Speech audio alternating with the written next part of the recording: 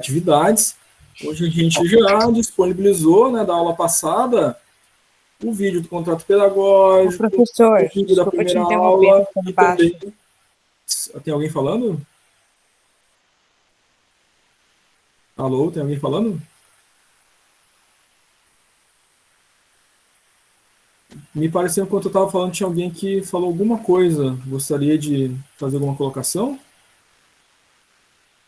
Eu não escuto nada.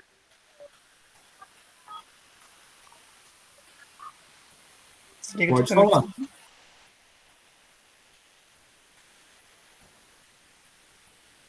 Me deu a impressão que enquanto eu estava falando alguém queria falar. Eu acho, professor, que a Guarreira não está escutando, pelo que eu entendi. Ah, talvez ela tenha que reiniciar lá o dispositivo dela, pode ser isso. E a transmissão é uma só para todo mundo, né? Então, deixa eu colocar no chat aqui para a Guaíra reiniciar o dispositivo dela, pode ser isso? Entendeu? Agora deu. Conseguiu? Ah, tá. Eu arrumei no meu fone aqui, ó, falando que tá ligado. Sim, sim. É. Às vezes quando acontece isso, tá todo mundo ouvindo, tem um que não está ouvindo, aí a gente desconfia que pode ser lá algum mau contato, um cabo, alguma coisa assim, né? Porque a transmissão é uma só para todos, né? Então, se acontecer alguma vez, gente, está vendo que está todo mundo ouvindo a aula, só eu não estou, vamos desconfiar que a gente está com alguma coisa no nosso dispositivo ali que está com problema, né? Letícia conectando, boa noite. Então, dê uma olhadinha no cabo, às vezes precisa ser pelo celular, às vezes precisa fechar os aplicativos que estavam antes utilizando ali, né? O áudio do celular, né? Às vezes precisa reiniciar ali porque estava usando o YouTube, estava usando o Spotify, alguma coisa assim, aí fechou, mas ele fica em segundo plano, né? A gente abre aí a aula para assistir e ele continua mobilizando, né, enfim, a função áudio, né, do celular. Então, às vezes precisa, né, reiniciar, fechar lá os aplicativos de fato para poder ouvir a aula com tranquilidade. Tá? Muito bem. Então, eu estava falando que tanto os slides quanto o vídeo da aula, depois são disponibilizados para vocês ali no Classroom. Já estão lá da aula passada, os slides do contrato pedagógico, os slides do conteúdo da primeira semana, os vídeos também, né? O vídeo do contrato pedagógico e o vídeo da aula da primeira semana. Já estão ali no Classroom, na barra atividades. Recomendo sempre para todos, né? E, esqueceu de alguma coisa do contrato pedagógico, do processo avaliativo, como vão funcionar as aulas, como é que entrega o trabalho disciplinar, como é que faz atividade no Moodle, onde é que está aquelas atividades no Moodle, né? Os exercícios em aula, como é que funciona a divisão da aula, quando é que é feita a chamada, como é que é a presença, está tudo lá no contrato pedagógico, foi a nossa primeira aula, foi mais ou menos 1 hora ali, né, de bate-papo. Então, gente, quem não lembra, né, procure reassistir lá, né? Quem tem alguns problemas de memória que nem eu, né, anote tudo que é importante, e não precisa ver o vídeo de novo, né, vai lá, já está tudo anotado, sobre todo o processo avaliativo, tá? Então, depois, este vídeo da aula de hoje e o slide utilizado também vai estar disponível no mesmo lugar ali, né, junto com os demais, tá? Ali no Classroom, na barra atividades. Tudo bem. Bom, lá no nosso contrato pedagógico, entre tantas coisas, a gente falou do calendário. Então, sempre no início, eu faço um mini flashback rapidinho do calendário, para reforçar que tem um monte de coisa importante lá e a gente realmente tem que assistir aquele vídeo do contrato pedagógico. Tá? Foi um vídeo de 1 hora. Eu vou falar aqui só do calendário, né, rapidamente. Ana Caroline conectando, boa noite. Semana passada, então 15/3, a gente teve o conteúdo da semana 1, né, aula 1 e 2, e tem lá no Moodle para vocês fazerem a atividade avaliativa 1, que vale 1 ponto na N1, e que tem prazo, né, termina numa determinada data. Onde é que está esse prazo? No guia do aluno, conforme a gente mostrou no vídeo da aula ao vivo. Hoje, 22/3, a gente tem conteúdo da semana 2, aula 3 e 4, o conteúdo da apostila. Nessa semana 2, tem atividade avaliativa 2 no Moodle, vale 1 ponto. O prazo está no guia do aluno, está lá dizendo a data que vai fechar aquela atividade lá no Moodle. Então, até aquela data final tem que fazer, né? Não pode deixar de fazer para não perder esse 1 ponto aí. Na semana que vem, 29/3, Semana 3, tem o conteúdo da aula 5 e 6 da apostila. Tem atividade avaliativa 3 para fazer no Moodle, vale um ponto na N1 também. O prazo que encerra a avaliativa 3 está onde? No guia do aluno. Esse arquivo está lá, né? Dentro do Moodle, conforme eu mostrei para vocês lá na nossa aula ao vivo. Tá? 5/4, nossa primeira aula ali já em abril, né? Primeira aula dentro do mês de abril já, né? Passa rápido. Semana 4, a gente vai ver o conteúdo da aula 7 e 8. Tem uma avaliativa nessa semana 4, que é a avaliativa 4, lá no Moodle. Vale um ponto, o prazo está no guia do aluno. Tem que clicar lá na semana 4, lá dentro do Moodle, conforme a gente mostrou no vídeo da aula do contrato pedagógico. Mona Lisa conectando, boa noite. Nós temos o trabalho disciplinar para fazer, que é ali no Classroom, né? A data também está ali no Classroom, a data de entrega dele. Vale 6 pontos na N1. É a única coisa dentro do Classroom que vale nota. Tá? Os nossos exercícios de aula fazem parte da aula, é o processo de ensino-aprendizagem acontecendo. A primeira parte com conteúdo, depois a gente faz o intervalo, depois do intervalo a gente faz chamada, depois da chamada vai ter exercícios dentro desse processo de ensino-aprendizagem para a gente, né, fortalecer, né, aquele conteúdo que a gente viu na primeira parte de forma mais expositiva. Tá? Então, exercícios de aula não valem nota. O que vale nota são as atividades avaliativas no Moodle, o trabalho disciplinar no Classroom, explicamos lá na aula ao vivo do contrato pedagógico, quem não lembra se está lá, tem que fazer, entregar lá no Classroom, conforme está lá. E depois, no dia 12/4, nós temos a prova final, que é 10 pontos na N2, que é lá no Moodle também, né? Mostramos lá nossa aula do contrato pedagógico ao vivo, né? Abaixo lá da semana 1, 2, 3 e 4, tem lá a prova final da N2. Então, nós temos aí, na N1, 4 pontos no Moodle, 1 em cada semana para fazer, tá? Mais 6 pontos do trabalho disciplinar, 10 pontos da N1. Né? A nota 1, então, é esses 10 pontos formados por atividades avaliativas no Moodle, mais trabalho disciplinar no Classroom. A prova final, a nota 2, a N2, 10 pontos é a prova final com todo o conteúdo da disciplina. Tá? O conteúdo da aula 1 até a aula 8 é a prova final. Tá? Beatriz levantou a mão. Beatriz, quer falar? Foi sem querer.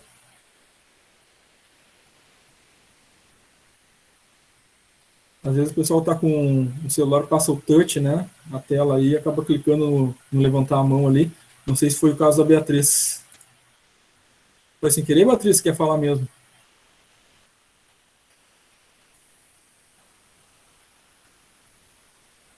Não sei se a Beatriz está tentando falar, tá com o teu microfone está desabilitado, Beatriz.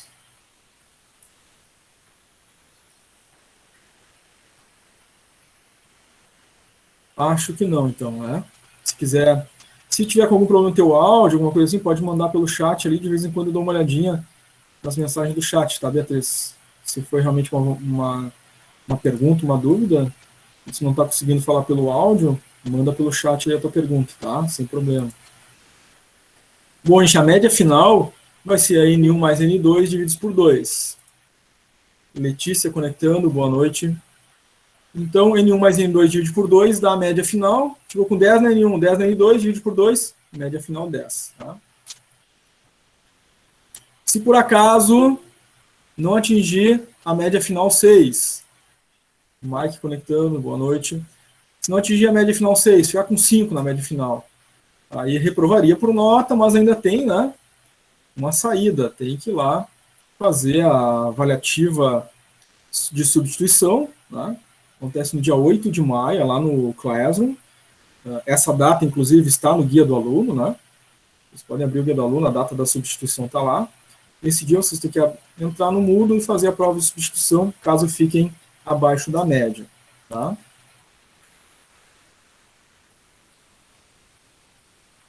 Juliana colocou no chat, só uma dúvida por enquanto aqui, o trabalho que é citado ali no Moodle, a entrega dele vai ser pelo Moodle ou no Classroom? É no Classroom.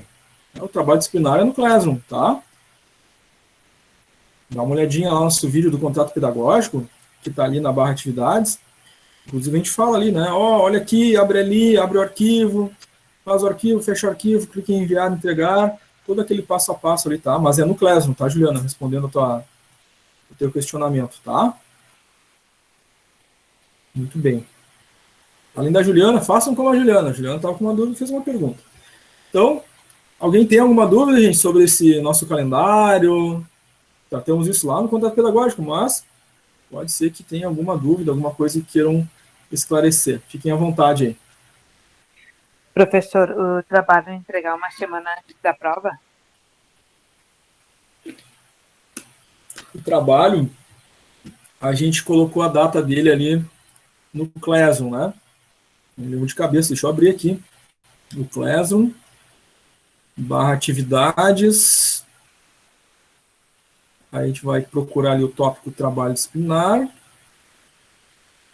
Para ver qual foi a data que a gente colocou e combinou lá no nosso vídeo do contrato pedagógico.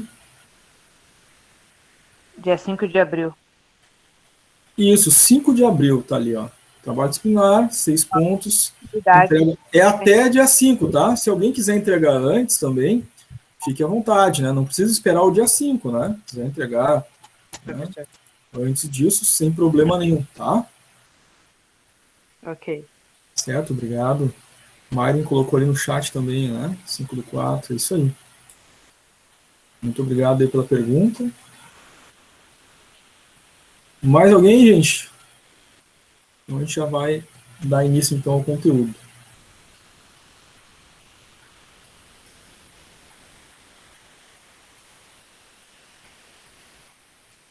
Vamos discutir sobre o trabalho.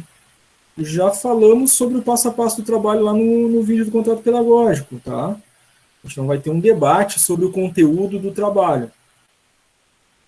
O trabalho ele pode ser feito individual, em dupla, trio ou grupo de até 5. Aí dentro do grupo, do trio, da dupla, se quiserem, né? E claro, será melhor se assim for, né? O grupo debate o assunto e constrói as suas respostas ali, tá? Mas dentro do conteúdo de aula, assim, a gente não vai ter um debate sobre. Tá, Thaís? Ana Caroline colocou ali soro, eu entrei atrasada. Mas, nossa, eu consigo logar quando o ônibus chega. Tranquilo, Ana Caroline. Tá avisado. Muito obrigado. Thaís ficou com uma dúvida na questão 4. Tá. Qual é a tua dúvida, Thaís, em relação à questão 4 do trabalho? Basicamente, é a leitura daqueles textos, né, e a opinião de vocês sobre aquelas questões que estão ali, tá? Mas tu descrever aí no chat, ou até se tu quiser abrir o áudio, né, fica melhor até, para a gente ver qual seria exatamente a tua dúvida sobre a questão 4 do trabalho. Se tu puder especificar. A gente vê qual é a tua dúvida. Oi, senhor, boa noite. Claro, Boa eu só noite. estou abrindo o trabalho aqui, que eu estou assistindo a aula pelo telefone, Uhum. para poder ler aqui, porque eu já comecei a fazer o trabalho. Só que eu fiquei com um pouco de dúvida ali que fala das porcentagens que teria que dividir. Aqui, só um momentinho. Tá. Na 2.4 ali, né? Calcule a representatividade.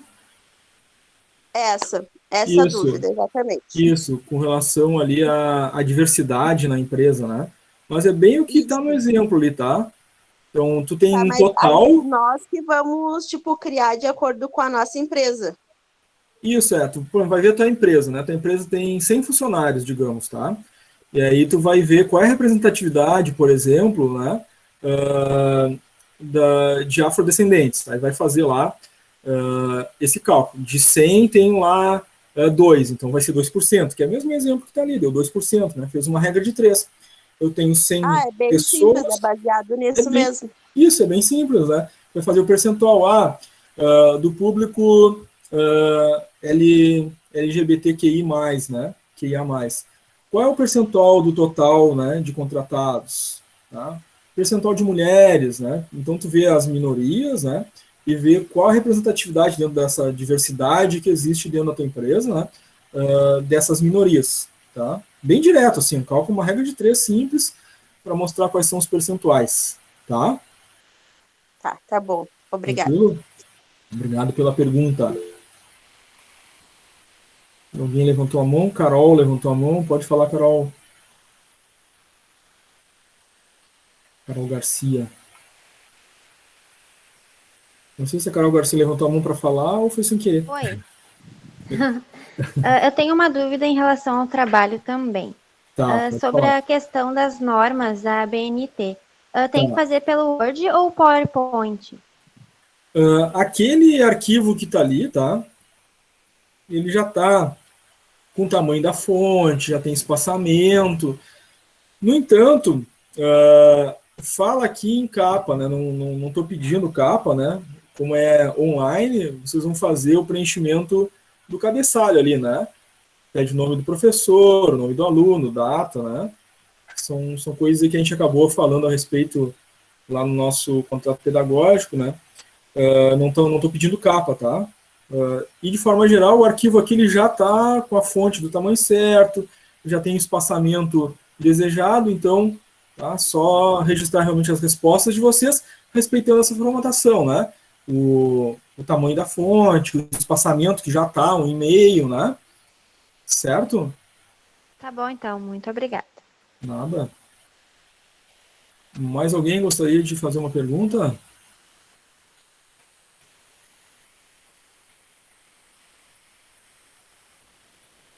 Todos os demais estão tranquilos? As dúvidas também podem ir surgindo ao longo do tempo, ao longo da nossa aula, né? E aí fiquem à vontade, gente. Vocês têm ali o levantar a mão, né? Podem levantar a mão aí para falar e perguntar a qualquer momento. Nas próximas aulas também, né? De repente ainda não foi o momento de abrirem um trabalho para fazer, né? Então quem ainda não abriu ainda vai abrir e vai ter dúvida. Então nas próximas aulas também, né? Não se furtem a fazer as perguntas e as dúvidas de vocês, tá? Então fiquem abertos aí para qualquer momento as questões, tá? Então vamos dar início ao conteúdo, pode ser, gente?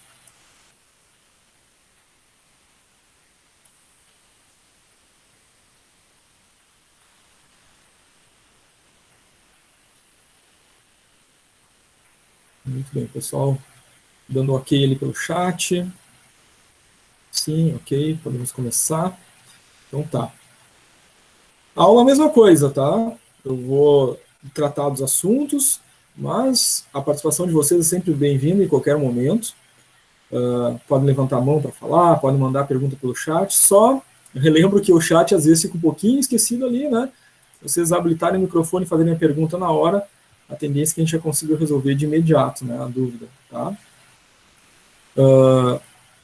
Então, gente, hoje o conteúdo é da aula 3 e 4, basicamente as ferramentas, né, do nosso processo de seleção em entrevistas, tá? Então, voltamos à origem de tudo, né? Dá para relembrar até daquela disciplina lá do primeiro ciclo, né, de administração de RH, ou até mesmo da TGA, né?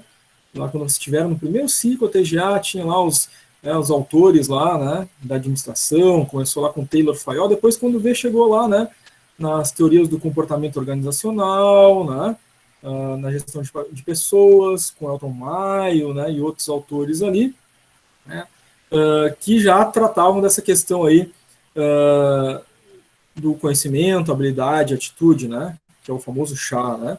E alguns autores mais atuais, né, enfim, fizeram uma revisão, né, uns chamam agora de CHAC, por exemplo, né, conhecimento, habilidade, atitude e contextualização, né, ou seja, os 3 elementos, né, no contexto da vida social do indivíduo, no contexto daquela organização que está sendo analisada, né, no contexto daquele processo seletivo, né. E aí temos outros autores trazendo esse complemento, mas a base é sempre a mesma, né? Aquela que veio lá desde a década de 50, 60, né, com Elton Mayo e depois os behavioristas, né, os autores estudiosos do comportamento humano no contexto organizacional. Então, conhecimentos, habilidades e atitudes são elementos a serem verificados em um processo de seleção. Claramente, né, existiu ou deve existir, né, um registro já na organização, né, de cargos e salários, né, plano de carreira, descrição de funções, e na descrição dessas funções, né, além ali das experiências, né, que a pessoa precisa ter para ocupar aquela função, a quem ela se reporta, os conhecimentos necessários, as suas obrigações, né,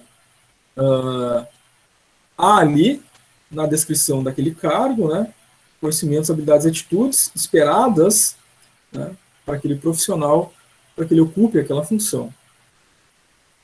Para processos, inclusive, né, de avaliação interna, estabelecimento de metas, premiações.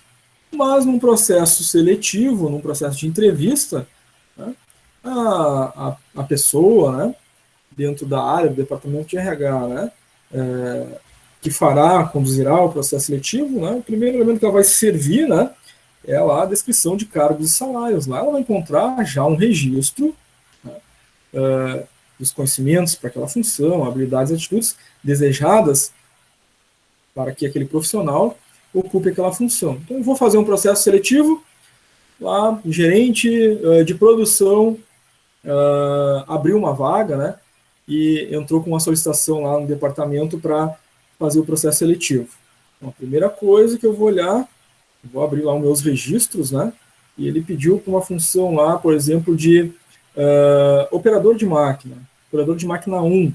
Eu vou olhar lá na descrição dos cargos, né, tudo que fala lá, e já tenho elementos suficientes ali, né, para ter um ponto de análise, né, do processo que eu vou iniciar, né, vou iniciar recrutando as pessoas, né, e já vou, né, ter ali elementos, conhecimentos, por exemplo, né, formação, então vou anunciar a vaga pedindo aquela formação, habilidades, né, o indivíduo tenha prática em determinado tipo de uso de uma ferramenta, de um equipamento, por exemplo, ou um conhecimento específico.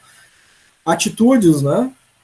Em geral, na área no momento do recrutamento, ela não aparece, mas depois, na hora da seleção, sim, né? Então, entre recrutamento e seleção, os 3 elementos estarão presentes.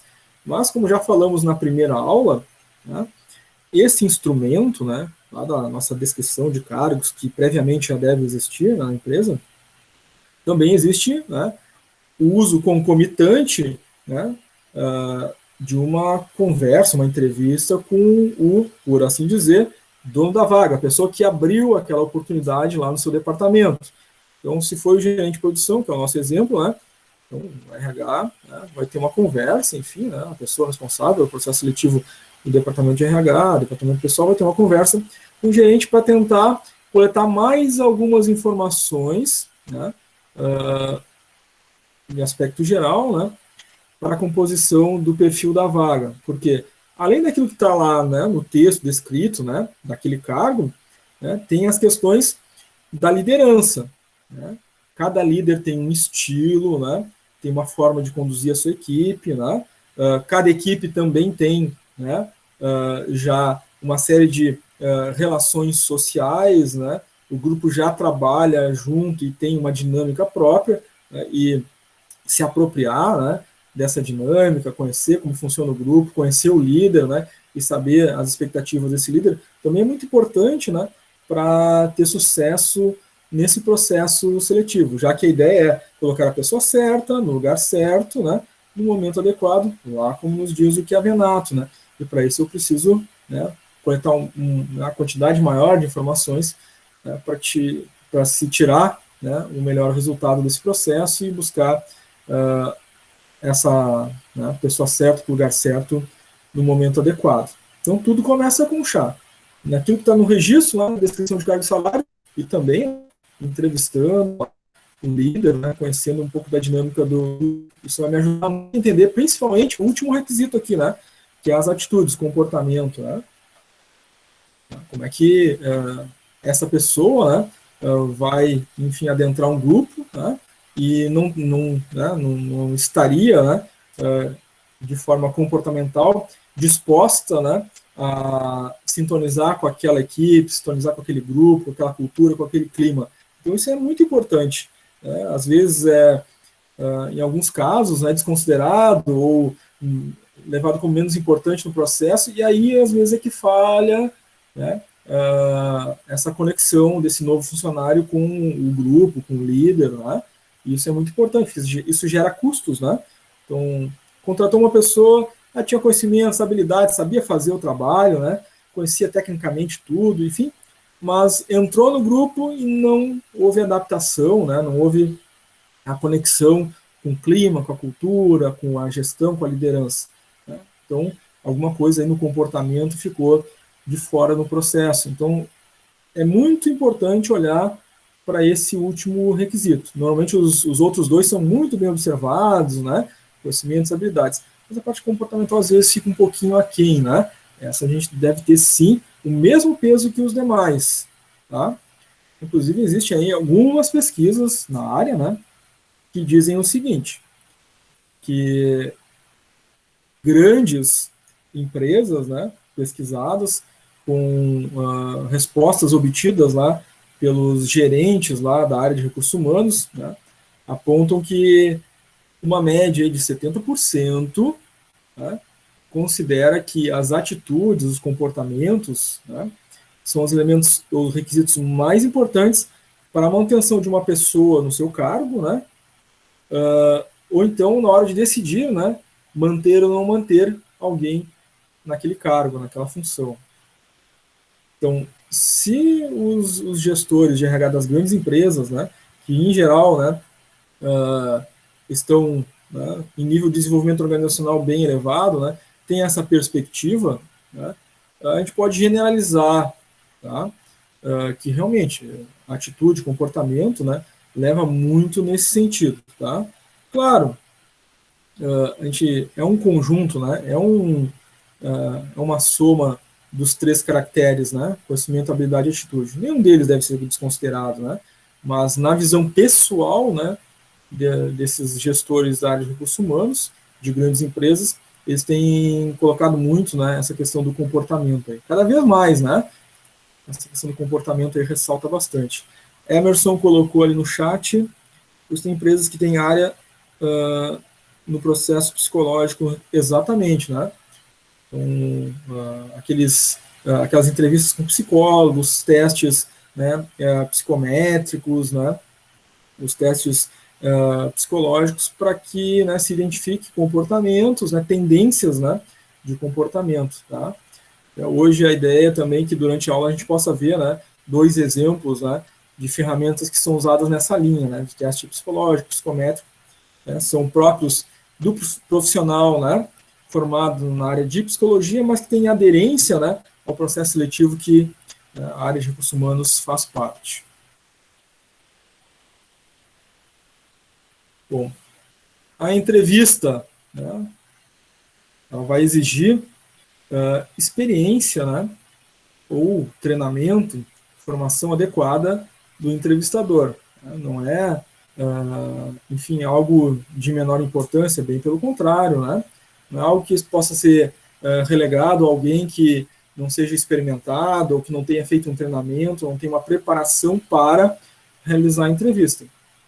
Fato é que nós já comentamos antes, né, na aula anterior, que o resultado vem das pessoas, né, então qualquer elemento, né, desse processo de recrutamento e seleção é de extrema importância, porque se está colocando, né, à disposição da empresa aquele elemento humano que de fato é quem faz o resultado, né. A empresa, né, ela não é o prédio, né, a empresa não é máquina, não é equipamento, a empresa não é sistema, não é estoque, né, a empresa são pessoas, né, sem pessoas não existe empresa, né, as máquinas não funcionam, né, não são tomadas decisões, né, não tem criatividade, inovação, né, sem as pessoas. São as pessoas que programam o sistema, que programam as máquinas, que operam as máquinas, né, que transformam matéria-prima, né, em produto, né, que tomam decisões, que são criativos, inovadores. Então, são as pessoas o elemento mais importante. E as empresas só existem por causa das pessoas. Então, esse processo de recrutamento e seleção tem essa importância, esse nível de importância. Então, entrevista é uma fase desse processo. Né? Então, a gente não pode relegar, né, alguém que tenha, né, menos experiência, não tenha o treinamento, a formação adequada para conduzir o processo de entrevista. Tá? Essas entrevistas, sobretudo agora, né, nesse momento que a gente se encontra, né, deixaram de ser tão presenciais quanto eram, né? Então são dois modelos muito utilizados, sempre foram muito utilizados, né? Presencial e à distância, só que agora tem uma preponderância, né? Muitas empresas, né, fazem parte do processo ou a totalidade do processo, né, à distância, né? Fazem uma videochamada, né, fazem uma entrevista, seja entrevista com o líder, né, da área, seja entrevista com a pessoa responsável pelo RH, seja entrevista, inclusive, com o psicólogo, inclusive testes online, né, que o indivíduo faz, né, tudo à distância, tudo online, né. Eventualmente, um ou outro processo que exige a presença física, né, o indivíduo ainda vai lá, né, faz, por exemplo, uma redação, uma coisa que tem que ser feita presencialmente, né, enfim, com o intuito de análise, né, de uso de uma ferramenta psicométrica, que inclusive a gente vai comentar depois, mas essa fase, por exemplo, é presencial, então sempre tem, né, os dois momentos, né, ainda mais agora, né. No entanto, gente, sendo ela presencial ou sendo ela à distância, né, nós podemos classificar elas como dois tipos, né, dirigidas ou não dirigidas, tá? A dirigida ela vai ter um roteiro já pensado, pré-estabelecido, planejado, enfim, e a não dirigida, ela é livre, né? Ela não tem um roteiro específico, ela tem um objetivo, mas não tem um roteiro específico, não tem perguntas prontas a serem feitas, tá? As duas são investigativas, as duas buscam conhecer o candidato, uma já com, eu quero saber isso, isso e isso, que é a com roteiro, a dirigida, e a não dirigida, em que vai ser feita uma investigação de acordo com as respostas que vão vindo do próprio candidato, tá? Então, a entrevista dirigida ou semi-dirigida, né, já se tem ali, então, né, algumas perguntas, né, para guiar esse processo de entrevista. Em geral, né, essa entrevista dirigida, ela vai utilizar, né, o processo de competências. Eu já vou ter questões sobre conhecimentos, habilidades, atitudes a fazer no processo de entrevista, tá? Então, já ali anotadas as questões para a comparação, né, entre candidatos, facilita bastante, né, uma entrevista dirigida em que se já tem perguntas definidas, né, a tendência é que, após entrevistar um certo número de candidatos, há uma possibilidade de fazer a comparação entre aquilo que se obteve desses diferentes candidatos. Isso é uma vantagem aí da nossa entrevista dirigida. Uma coisa que, né, não acontece, né, naquela entrevista não dirigida. As perguntas são abertas, são gerais, investigativas, e podem ir num sentido e no outro em diferentes candidatos. Então, o comparativo fica um pouco perdido nesse sentido. Isso exige, é claro, né, um grau de experiência, né, muito maior para aquelas entrevistas não dirigidas, né. Então, a entrevista dirigida, a gente já tem as mesmas questões para todos, né, para ter um guia no nosso processo de avaliação. Mas, tanto na dirigida quanto na entrevista não dirigida, em geral, né, pode-se ter o próprio currículo, né, com uma linha mínima para o processo de entrevista. Então, eu tenho lá o currículo e tem as perguntas já. Então, perguntas sobre conhecimento, habilidade e atitude, e fazer análise do currículo, fazer questões sobre, né, aquilo que já está no currículo do candidato. Na não dirigida, eu também posso seguir a linha do currículo, mas só que agora não vou ter as perguntas, né, que são padrão para todos os candidatos, né. Vai ser um processo investigativo para conhecer ali alguns aspectos da personalidade do candidato, a sua experiência, enfim, mas abertas, né, fazendo com que, né, às vezes não se tenha as mesmas perguntas, né, para cada um dos candidatos.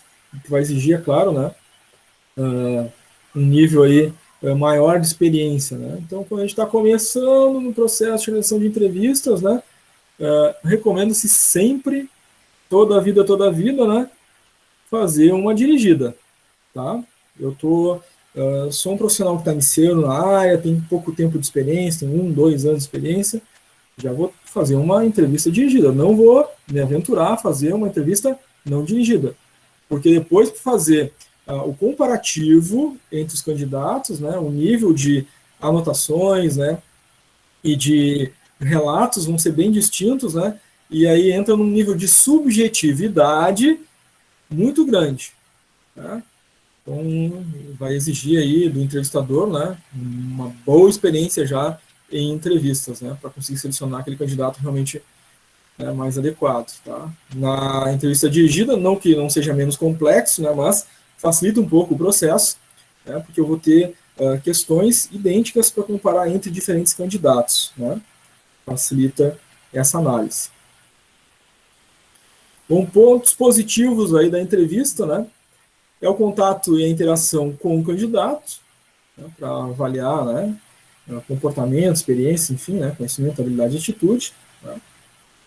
Pontos negativos da entrevista: pode gerar alguns erros, né, e variações na subjetividade do entrevistador. De novo, ambas têm um grau de subjetividade, a dirigida e a não dirigida, mas a não dirigida tem um grau de subjetividade maior ainda, tá? Porque como não há perguntas padrão para cada candidato, né, vai muito, né, da interpretação, né, daquele entrevistado por parte do entrevistador, né, e existe ali aqueles graus de mais afinidade, menos afinidade, né, pela forma de pensar, forma de se expressar, né, ela ganha um grau de subjetividade bem grande. A dirigida tem um grau de subjetividade, mas a gente tem as mesmas perguntas para todos. Então, a comparação, existe uma técnica ali, né, comparativa, né, entre os diferentes candidatos, né? Então, um tem experiência, outro não tem, né, outros têm mais ou menos experiência, um já trabalhou com isso, um não trabalhou, enfim, né, um fez um curso, outro não fez, né, um tem idioma, outro não tem, né, existem elementos práticos, objetivos para fazer a comparação. Embora ainda há sempre, em todo o processo, sempre um certo grau de subjetividade. Algumas ferramentas nos ajudam a diminuir esse grau de subjetividade. O ideal é sempre buscar essa redução da subjetividade. Porque nós não devemos contratar aquela pessoa que a gente mais gostou em termos de afinidade, né? Mas aquele que completa, né, os requisitos para a vaga. Né, e os requisitos devem ser técnicos, né? Conhecimento, habilidade, atitude, descrição lá do cargo, né? Quais são lá as experiências necessárias, né? O que vai executar naquela função, e fazer essas perguntas entre os candidatos. Reduz o nível de subjetividade. Né? Claro que a entrevista isoladamente, né, ela por si só, não é suficiente. Para diminuir ainda mais nível de subjetividade, né, existem outros processos. Né? Então, tem a entrevista, tem a dinâmica de grupo, tem a entrevista com o psicólogo, tem os testes psicométricos. Né? Eles existem justamente para diminuir, né, esse nível de subjetividade e, é claro, né, buscar investigar mais aprofundadamente outros elementos. Tá? Bom, como conduzir o processo de entrevista? Então, a primeira coisa, né, é os objetivos principais da entrevista. Descrever mesmo, tá? Tá falando aqui, né, de ter já esse roteiro, né, de condução de entrevistas e descrever isso, né? Então, entrevista de seleção para o operador de máquina 1. Qual é o objetivo? Descreve lá, né, realmente esse objetivo, né? Uma folha, no computador, enfim, né? Faz esse processo. Principalmente, né, no início da carreira, né? Depois já vai ficando, né, automático, né? Mas sim, precisa descrever, né, principalmente no início, os objetivos de cada entrevista, né? Claramente, né? Então, detalhadamente, o objetivo da escolha de um operador de máquina com experiência em tal máquina, né, com conhecimento, né, em CLP, por exemplo, né, uma linguagem de programação específica para atuar na operação daquela máquina. Né? Então, vou descrever as coisas. Né? Segundo item, criar um bom clima. Né? Deixar o entrevistado à vontade, né, para que a gente possa diminuir o nível, né, de estresse ou nível de ansiedade, que é comum dentro de um processo seletivo. Né? Alguns estarão um pouquinho mais, outros estarão um pouquinho menos, a depender do contexto em que se encontram, né? Ansiosos, né? às vezes, né, com uma expectativa grande, né, com o processo seletivo para retornar ao mercado de trabalho, e a gente, né, deve buscar amenizar essa situação, né, diminuindo esse estresse, criando um bom clima, né, na nossa entrevista, né. Isso vai ajudar bastante, né, a que o entrevistado, se sentindo à vontade, né, possa transparecer todo o seu potencial, ou o melhor possível do seu potencial durante o processo de entrevista. Terceiro item, né, conduzir entrevista com orientação aos objetivos. Então, já descrevi os objetivos, né, vou conduzir a entrevista dentro daqueles objetivos. Então, os objetivos a gente já viu, né, conhecimento, habilidade, atitude, tem a descrição lá do cargo e salários, fiz a entrevista com o líder, conheço o perfil da equipe onde essa pessoa irá trabalhar, né, vai me ajudar bastante a entender, né, aspectos comportamentais esperados, né, e vou conduzir a entrevista nesses objetivos que eu já descrevi no item 1. Número 4, evitar questões de ordem discriminatória, né? Sim, às vezes o óbvio, né, precisa ser dito, né, mas no chat ali alguém perguntou alguma coisa. O horário de intervalo, eu sempre espero uma pergunta, né, aí vem alguém no intervalo, já quer comer alguma coisa? Vai ter um intervalo, Isabelle, por volta das 8h30, um pouquinho antes, um pouquinho depois, né? A ideia é que a gente termine primeiro o conteúdo, para depois a gente fazer intervalo, fazer chamada, e depois da chamada a gente tem só atividades, exercícios para fazer, tá? A chamada é feita ao vivo depois do intervalo, tá? Bom, e claro, gente, tem que fazer a anotação das impressões imediatamente após a entrevista. Então, né, tem lá a sala de entrevista, entrou o candidato, fizemos várias perguntas, breves rascunhos, às vezes se faz no próprio currículo, enfim, né, para não esquecer algumas coisas. O candidato saiu, faz um relatório daquela entrevista, né?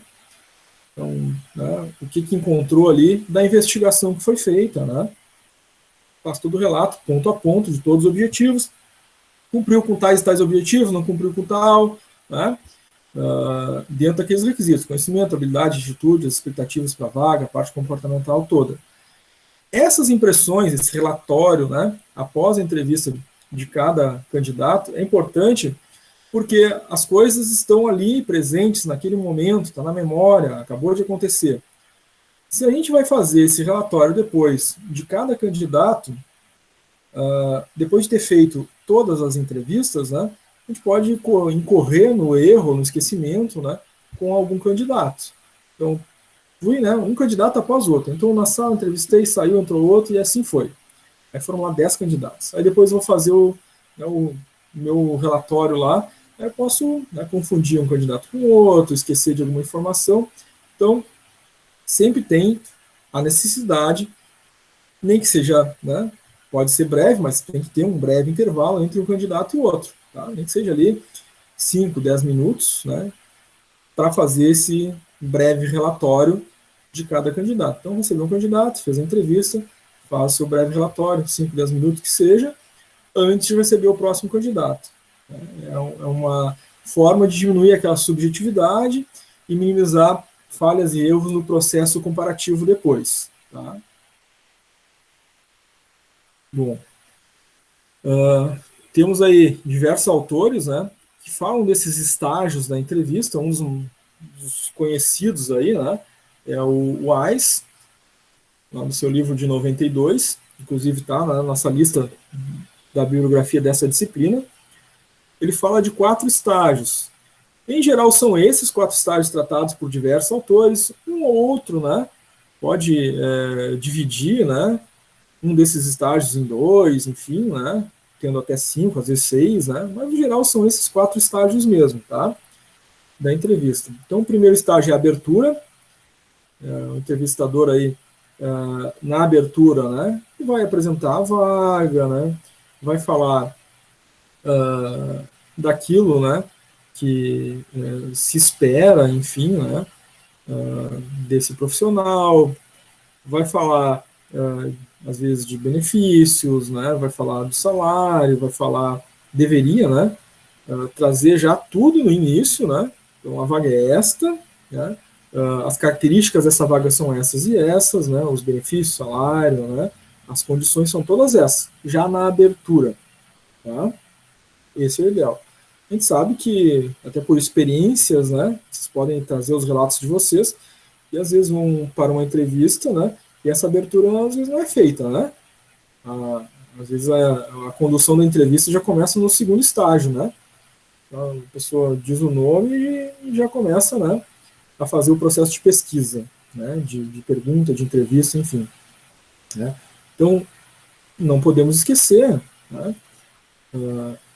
Uma forma de aliviar aquele estresse, aquela expectativa, né?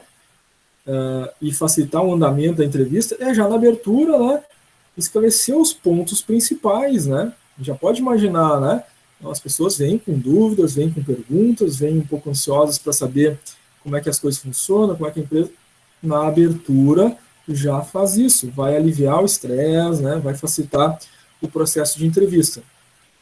Algumas empresas mais raras, né, recebem um candidato, né, fazem esse processo de abertura, né, conduz essa abertura, e às vezes ainda, né, leva o candidato, antes de fazer a etapa 2 em diante, leva o candidato para conhecer a área, né, conhecer de aspecto geral, assim, empresa, departamentos, né, mas isso é mais raro. Às vezes é para oportunidades, né, já de nível tático e às vezes estratégico, né, mais raro para nível operacional, tá? Mas na abertura também isso é algo bem legal de fazer.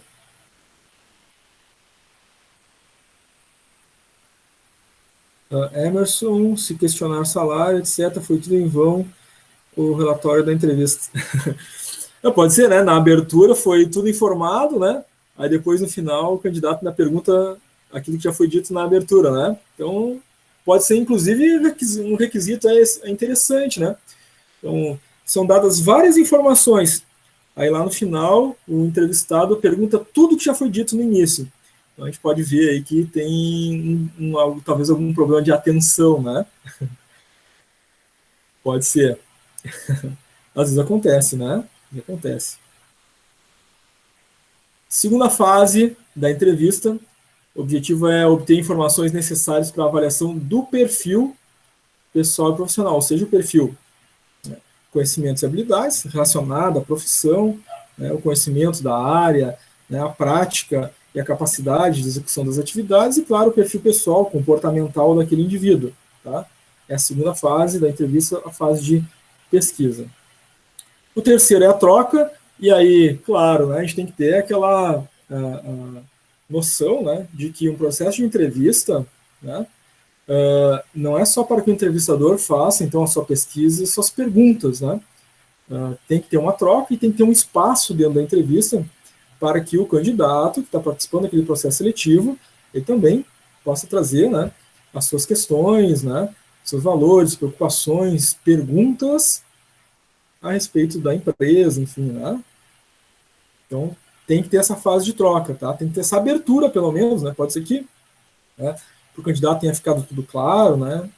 Possa colocar, não, já no início, né? Tu colocou as coisas que eu, né, gostaria de perguntar, ficou claro sobre isso, sobre aquilo outro, e ele se coloca, né? Se expressa também, e, claro, dando espaço, né, ele pode dizer isso ou pode ter outras questões que possam ter ficado claras. Para isso, precisa ter esse espaço dentro do processo de entrevista. A gente não pode também esquecer de ter feito as nossas perguntas, aquilo que a gente gostaria de fazer, nossa pesquisa, abrir um espaço para o candidato também fazer os seus levantamentos ali, a sua pesquisa.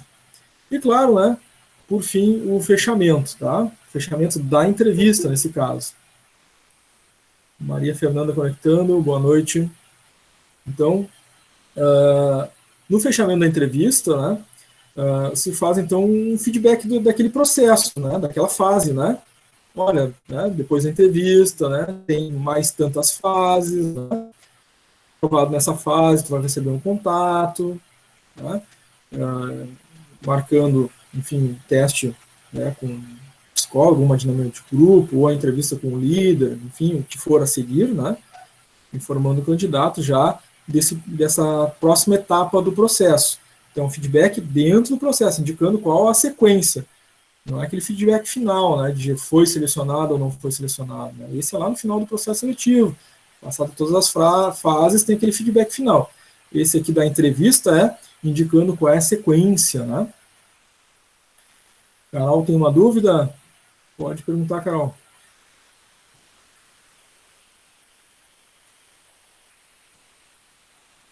Se quiser habilitar o microfone e fazer pergunta. Mais rápido que digitar, talvez. Carol foi no digitado mesmo. Vamos lá. Na entrevista, o entrevistador pode perguntar se a mãe tem filhos e tem quem cuide. Aí a gente cai naquele item anterior lá, né? Evite questões discriminatórias.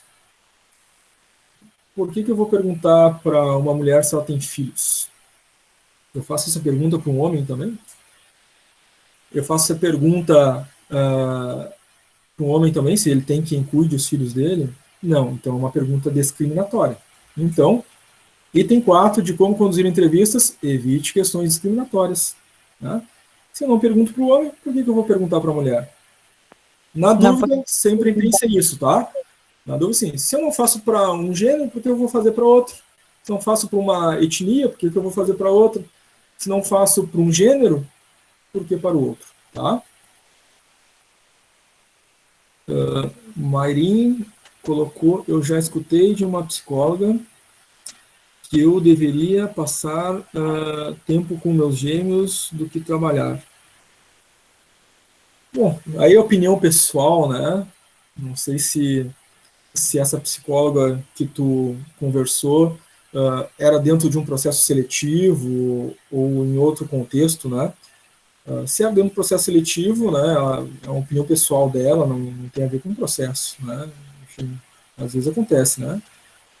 Tá, professor, mas seria o correto perguntar sobre se a gente tem filho, como bem cuidar, como a colega perguntou, porque normalmente quando eu faço as entrevistas eu me pergunto isso.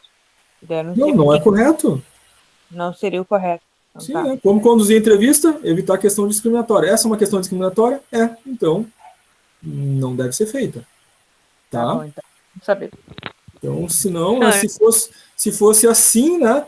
Então eu pergunto, tem quem cuide? Não tem. Então, todas as mulheres que têm filho, então não vão poder trabalhar. É uma pergunta discriminatória, né? Não deve existir no processo seletivo, tá? Mas normalmente, professor, ela sempre pergunta isso. Eu acho que a maioria das vagas, eu acho que eles não dão oportunidade, porque a maioria das mães ou pais... É um erro grave, eu diria, né? Fazer esse tipo de pergunta, né? Num processo seletivo, né? Tu tá perdendo uma excelente profissional, né? Porque tá discriminando pelo fato da pessoa ter filho, ou pelo fato da pessoa não ter quem fique, enfim, né? Isso não... Sim. A gente pode pensar assim, ó, eu tenho que saber conhecimentos, habilidades e atitudes, né? Sim. Isso está dentro desse de conhecimento, habilidade e atitude? Não. Então não é uma pergunta válida num processo seletivo, né? Tá? Sim. Uhum. Sempre leve para esse raciocínio, tá? Então, se eu não faço essa pergunta para um outro gênero, então por que eu vou fazer para esse? É uma questão discriminatória, né? Tá? Se a pergunta não está dentro daquele escopo, né, de objetivos que eu tenho que identificar conhecimento, habilidade, atitude, que não está na descrição do cargo, né, então, né, são perguntas que a gente deve, né, evitar. Essas discriminatórias, né, elas infelizmente ainda acontecem às vezes por profissionais desatentos, né, com a ética profissional, né. A Carol colocou ali no chat. Já passou por uma entrevista com outra pessoa, o entrevistador perguntou isso, infelizmente, às vezes acontece, né? E às vezes é uma própria mulher perguntando para outra mulher, infelizmente acontece. A Mairim colocou que era um processo seletivo, indevido, né, Mairim? Essa pergunta e enfim, né? Quem tem que saber quanto tempo, né, tu deves passar com teus filhos é tu mesmo, né? Não é uma psicóloga dentro de um processo seletivo. Se fosse um outro contexto, né? Enfim, uma psicologia familiar, enfim, um atendimento que tu teria buscado, mas o processo seletivo não faz melhor sentido, né? A Isabela Rodrigues colocou: na prática é muito diferente, pois as empresas esquecem dessa questão, já de vagas exatamente profissionais. Então, a gente diz assim, a empresa, mas quem faz a empresa são as pessoas, né? Então, são profissionais eticamente desatentos, né? E esse conhecimento que a gente está falando aqui, né? Todo mundo que faz formação na nossa área aí, né? Seja técnico, seja nível superior, sabe disso. Então, o profissional lá, na vida prática, o profissional dele está desatento com a técnica correta, né? Então, infelizmente, isso acontece em qualquer área de conhecimento. A gente vai encontrar bons e maus profissionais em todas as áreas. Na área, né, de RH, infelizmente, também, né? Então, uma pergunta discriminatória, né? Devemos estar muito atentos para não incorrer nessa falha, nesse erro. Então, como alguém, né, está fazendo um curso, se preparando para entrar no mercado de trabalho, eu diria para vocês, né, ao entrar nas empresas, nas empresas que vocês estão atuando, ou entrar numa empresa que vocês vão buscar uma oportunidade de estágio, por exemplo, né, já leve isso para a vida prática de vocês. Quem é que vai mudar esse contexto que acontece nas empresas? São as pessoas que estão entrando no mercado de trabalho, né, ou que já estão e vão mudar essas perspectivas. Então, né, claro que são os próprios profissionais que estão entrando que vão alterar, né, essa situação. A Sofia colocou: então é errado ter na ficha que preenche antes da entrevista? Não nesse sentido, né? Às vezes na ficha, né, vai ajudar a empresa a, enfim, né, depois nessa ficha ela vai compor a ficha do funcionário, né? Ela vai ter, a empresa vai ter que pagar às vezes salário de família, né, ter outros benefícios, e essas informações são importantes depois no cadastro da empresa, né? Não sei se é isso que tu está colocando. Ana Paula colocou: acontece. Isso acontece, Ana Paula, infelizmente. Beatriz tem que trabalhar à noite, tá, Beatriz?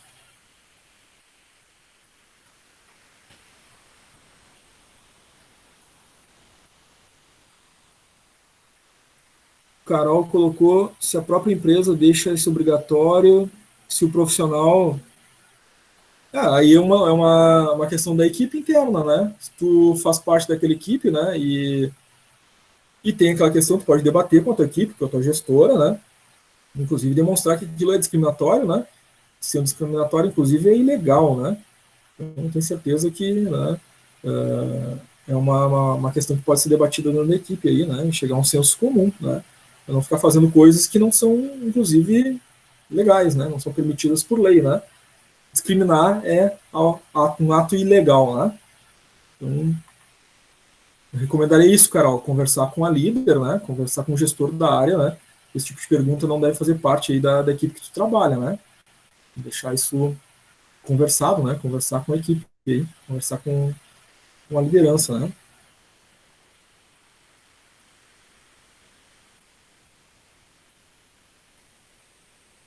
Certo, gente?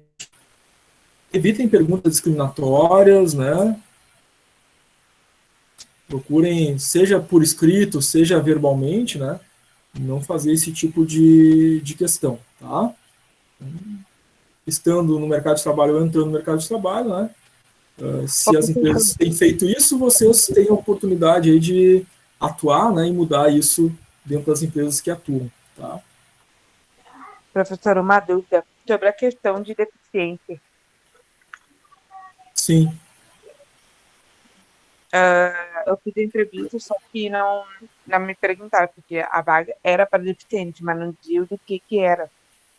Sim. Se era para deficiente auditivo, se era para deficiente outros tipos, no caso. Uhum. Perguntaram, daí sobre questão, que nem a colega perguntou de filho, eu não sei se é a empresa que não quer pagar o auxílio creche ou o que é que não. É isso que eu não entendi. A pergunta dela, não entendi se era aquela ficha de funcionário. Na ficha de funcionário tem que ter ali, porque a empresa precisa pagar os benefícios, né? A pessoa foi contratada, aí na ficha de funcionário tem que ter, né? Na ficha se for ficha de entrevista, não, né? Uhum. Só na ficha de funcionário. Então, foi contratado, vai colocar na ficha de funcionário, tem tantos filhos, enfim, para salário e família, né? Plano de saúde, outros benefícios, né? Ficha de funcionário, sim. ficha de entrevista não, né? Tá? Sim. Tá bom, obrigado. Em relação aos PCDs que tu colocou, né? Em algumas situações, né? Além de colocar que é uma vaga para PCD, tá? A empresa precisa colocar se aquela vaga para PCD, né?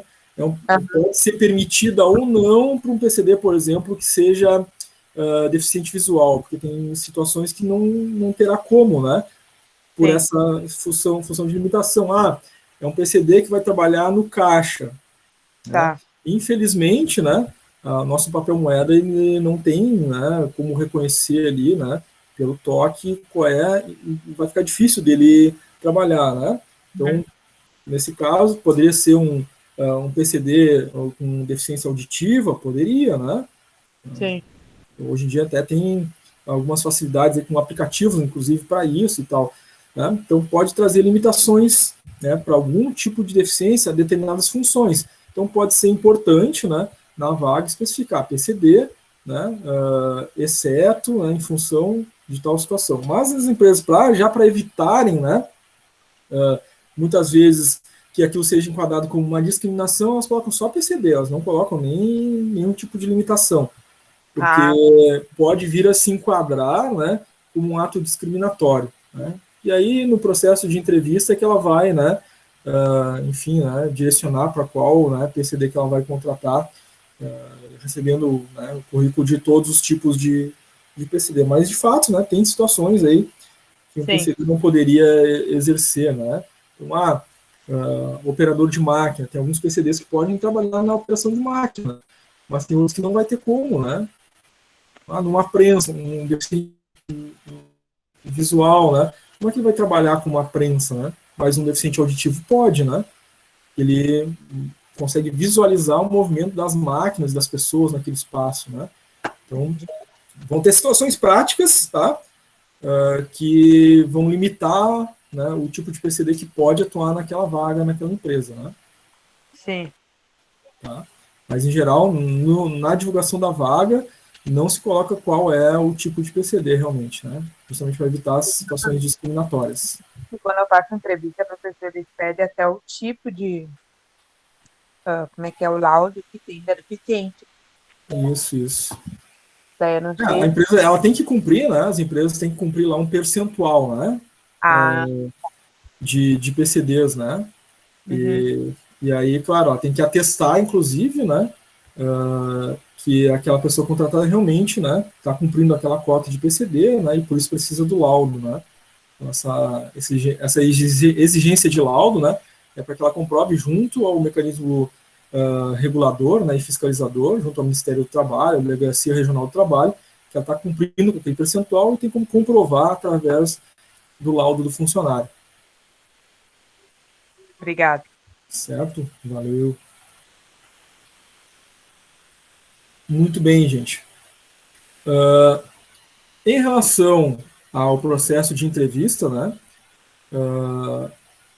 se quer também apurar, né, o desenvolvimento na carreira, o relacionamento social e a linguagem do corpo, né, porque isso vai revelar, né, alguns elementos que possam, né, facilitar a identificação de comportamentos também, né. Então, no desenvolvimento da carreira, né, o que esse indivíduo deseja para o futuro, qual a sua construção, né, os relacionamentos sociais, né, também com a família, com os amigos, com a comunidade, né, isso revela um pouco, né, da questão comportamental do indivíduo, né. Também tem a questão da linguagem corporal, né, que eventualmente também revela o estado emocional, né, revela algumas tendências comportamentais de determinados indivíduos, tá. É subjetivo, né, é uma área de estudo bem grande, né, mas ainda tem um grau de subjetividade, né, então tem bibliografia a respeito, é uma ciência, né, mas ela nunca deve ser avaliada isoladamente, né. Então, linguagem corporal, por exemplo, ela tem que ser levada em consideração com outras etapas do processo seletivo, dinâmica de grupo, outros testes psicológicos, né, grafologia, entre outras coisas, a entrevista, para compor, junto com a linguagem do corpo, confirmando ou não outras coisas dentro do processo. Tá? Inclusive, no Brasil a gente tem menos autores, né, mas tem muitos autores americanos, né, e europeus que falam bastante dessa questão da linguagem do corpo. No Brasil a gente tem um estudioso bem conhecido até, e tem um canal, né, no YouTube, que chama Metaforando, né? Ele é bem científico realmente, ele trabalha, né, com um estudo forense da linguagem facial, né? Inclusive atuando, né, em processos judiciais, né? Bem interessante vocês darem uma olhada, né, a título de curiosidade, né? Mas bibliografia em língua portuguesa, né? A gente tem algumas, são poucas, né? Mas bibliografia em língua inglesa, né? A gente encontra assim, tá? Inclusive com esse autor aí que tem um canal, é o Vitor, né? Do Metaforando.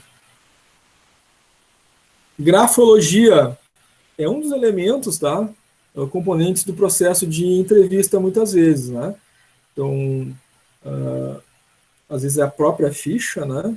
De entrevista, a gente faz uma entrevista com a pessoa, ainda tem uma ficha ainda que a pessoa tem que preencher, né, com alguns dados, às vezes na ficha, né, põe nome, né, endereço, algumas coisas, aí depois lá tem 2, 3 perguntas que a gente tem que escrever um parágrafo cada pergunta, né, então fale lá dos seus 3 principais, né, valores, fale dos seus 3 principais defeitos ou coisas que precisa melhorar, né, fala um pouquinho da história, né, da sua vida, enfim. E a pessoa escreve algumas coisas, né, nessa ficha, né, ou faz então até mesmo, né, uma redação, né, falando da sua vida profissional. Tá?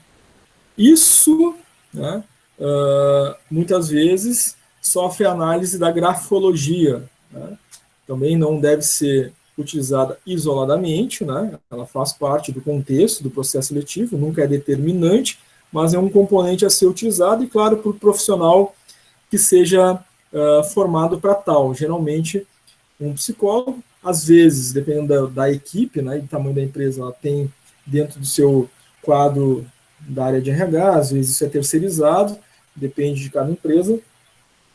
E eu vou compartilhar com vocês uma tela aí com alguns exemplos, tá?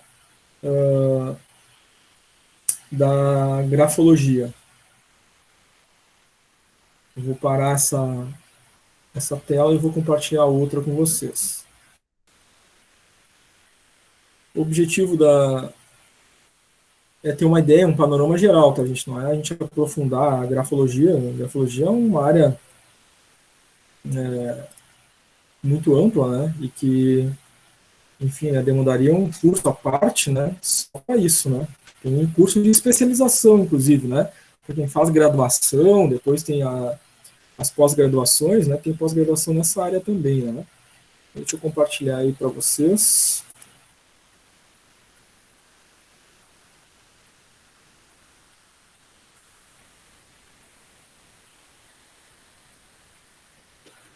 Se a gente tivesse presencialmente, eu ia pedir para vocês escreverem alguma coisa para a gente analisar juntos aí, olhando depois aqui os indicativos, né, da grafologia. Mas se alguém quiser, né, escreva aí o seu nome, depois numa folha, no caderno, depois posso compartilhar esse material com vocês, para vocês analisarem a escrita de vocês. Então, a grafologia é o estudo da escrita. Então, às vezes, dentro do processo de entrevista, como eu falei, tem lá a ficha, às vezes tem umas perguntas que a gente tem que escrever alguns parágrafos, às vezes tem até uma redação para fazer, para depois isso ser feita a análise, né, através de um profissional qualificado. Tá?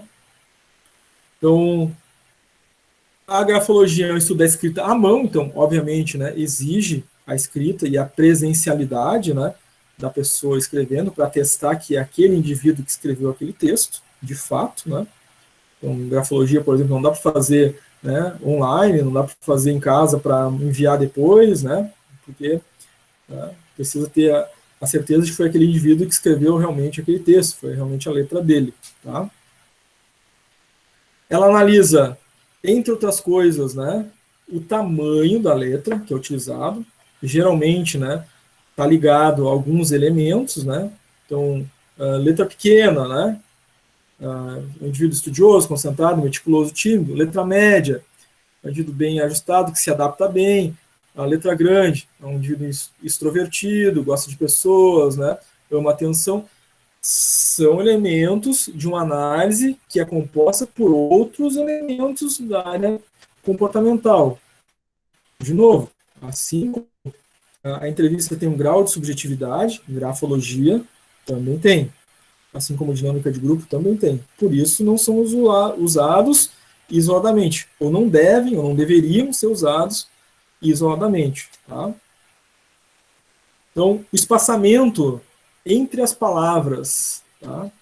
Então, um espaço maior, né, na hora de escrever, né, entre uma palavra e outra, também tem um estudo, né, e em geral está ligado, né, a indivíduo que aproveita a liberdade, gosta ou não gosta, né, de multidões. O espaço curto, né, significa que o indivíduo gosta de ficar sozinho, é mais intrusivo, mais introspectivo. Aí depois a gente tem, e aí eu não vou detalhar, né, porque o objetivo nosso aqui não é fazer esse estudo de uma forma detalhada, mas é mostrar que existe, né, e que em geral a área de RH, departamento pessoal, né, às vezes contrata esse serviço através de um psicólogo, né, ou através de uma consultoria para fazer essas análises, tá? Então tem inclinação, formato das letras, né? Tem lá as voltas, né, que se dá, por exemplo, no E, no L, né, tem um significado cada um, né? O ponto no I, se é mais para cima, mais para baixo, mais para o lado, menos para o lado, é uma bolinha, é um coraçãozinho, é um símbolo, é um traço. Isso tudo tem uma análise, né, dentro da grafologia. E aí cada letra, enfim, cada forma, né, de escrever as letras tem uma análise a ser feita. Tá? Isso a gente chama de grafologia. E é um estudo, né, científico ligado à área da psicologia, mais propriamente para profissionais dentro da área da psicologia que atuam em processos seletivos ou então em processos de ordem jurídica, né, em processos judiciais, para a identificação de personalidades, tá, das pessoas, enfim. Já tinham ouvido falar, gente? Conheciam? Eu nunca ouvi falar sobre grafologia. Legal, né? Então já ajudou alguém. Existe, né? Talvez você já tenha passado por algum processo seletivo que vocês escreveram alguma coisa, algum texto, né? E não sabiam, mas né, provavelmente foi enviado para um, né, psicólogo, faz parte, né, do processo seletivo aí, essa análise.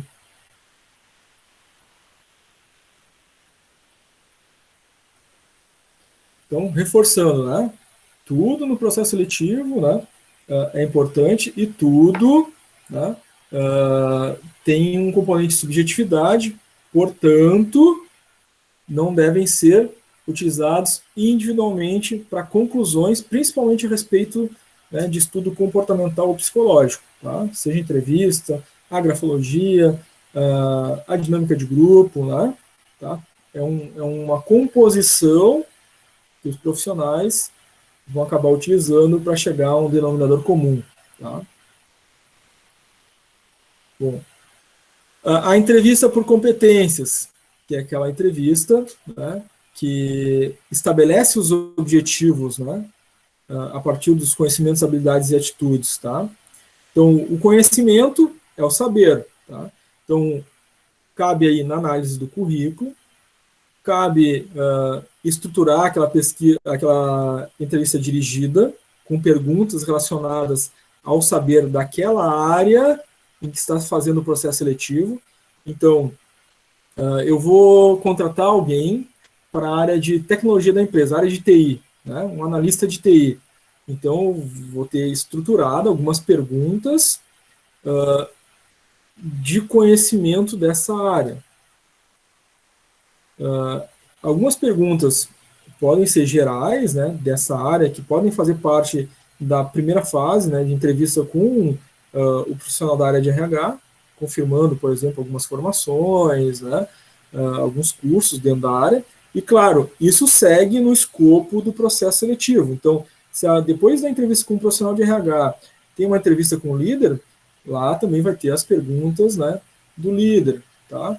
E para o fechamento depois, né, então vai vir lá os elementos de pesquisa e de pergunta da área de RH, junto com os elementos de pesquisa e pergunta da área, né, específica feita pelo líder, e aí tem aquela reunião, lembra da primeira aula? Para fazer o fechamento do candidato selecionado, tem esse momento comparativo aí, tá? Na questão das habilidades, tá? Verificar, né, no processo de entrevista, né, de uma forma direta, a experiência e a prática dos conhecimentos que esse indivíduo tem. Às vezes, né, nessa fase, né, das competências, aliado à entrevista, pode ter algum teste prático, tá? Na busca de confirmar, né, essa prática, tá? Sobretudo nas áreas operacionais, na indústria, isso é muito comum, né? Às vezes se faz um teste prático ali, né, no processo de entrevista, tá? A entrevista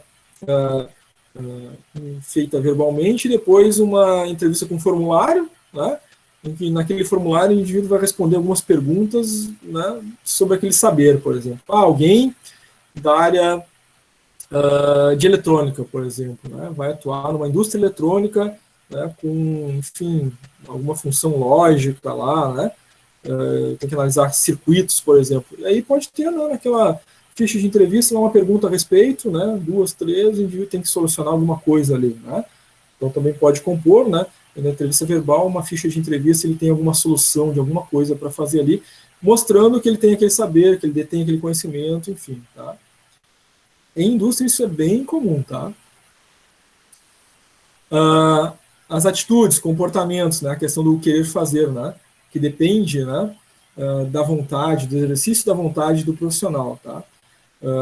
Claro que no processo de entrevista, né, deve-se buscar investigar esses comportamentos, tentar entender, né, quais são as tendências, as ideias, forma de pensar dos indivíduos, né, e no processo de entrevista tem que estar estruturado esses momentos, né. Então, a entrevista dirigida é o melhor caso para essa situação, né, porque eu vou ter direitinho, né, fiz lá 4, 5 perguntas sobre conhecimento, fiz lá 4, 5 perguntas sobre habilidade, fiz lá 4, 5 perguntas que vou tentar identificar, né, desse indivíduo, como é que ele se comporta. Eu vou fazer perguntas, por exemplo, né, o que ele faz no momento de lazer, né, eu tento identificar as conexões sociais, é um indivíduo que lida bem com o grupo, é um indivíduo mais introspectivo, né, gosta de estar com os amigos, não gosta de estar mais sozinho em casa, porque isso pode fazer diferença para um processo seletivo ou outro, né, se é para uma área de vendas, que ele precisa estar com um grupo, se comunicar, e ele é mais introspectivo, né, talvez não feche para aquela oportunidade.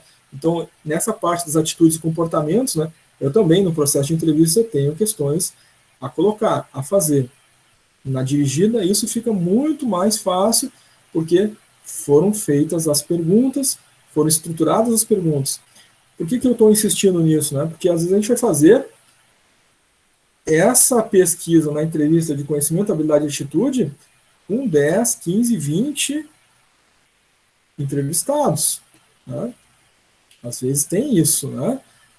A empresa vai selecionar lá 5 pessoas para a área operacional, né? E aí vai chamar 20 pessoas para o processo seletivo, né?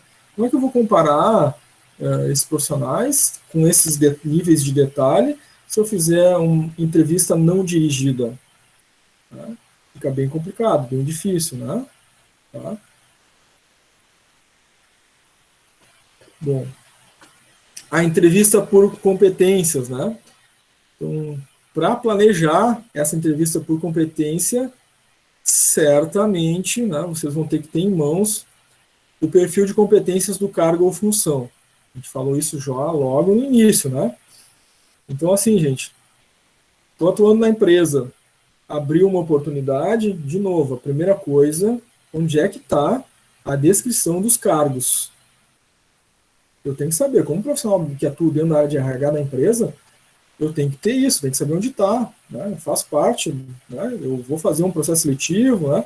Eu tenho que saber. Ou está em ficha, né? A empresa tem arquivos, tem instruções, procedimentos, né, armazenados lá em arquivo, ou está em forma digital, mas tem que ter isso. Se não tem, a primeira coisa que a gente deve fazer é essa estruturação, né? Bom, se não tem, né, eu tenho lá um líder na área, um coordenador na área de RH, departamento pessoal, não tem a descrição dos cargos e funções, né, posso levar isso como uma proposta, né, para o meu líder, né, que é uma coisa importante, né, interessante para a gestão ter essa descrição de cargos e funções, né. Então, se tem, eu tenho que saber onde está, me servir desse material. Se não tem, eu posso, né, propor esse desenvolvimento. O que é algo sempre bem visto, né? Então, ter essa proatividade, né? Buscar fazer as coisas corretas se elas não estão, né, na melhor prática profissional, né? Buscar esse desenvolvimento. Bom, dentro das competências, né, a gente tem que fazer essa divisão. Vão ter aquelas competências que são técnicas e aquelas competências que são comportamentais. Então, a gente já pode dividir ali o nosso chá, né, colocando em competências técnicas os conhecimentos e as habilidades. E, obviamente, né, as atitudes em competências comportamentais. Tá? Então, esses dois conjuntos não podem fugir, né, da nossa análise. Pode acontecer em alguma situação, em algum processo seletivo, que a gente se depare com o seguinte elemento.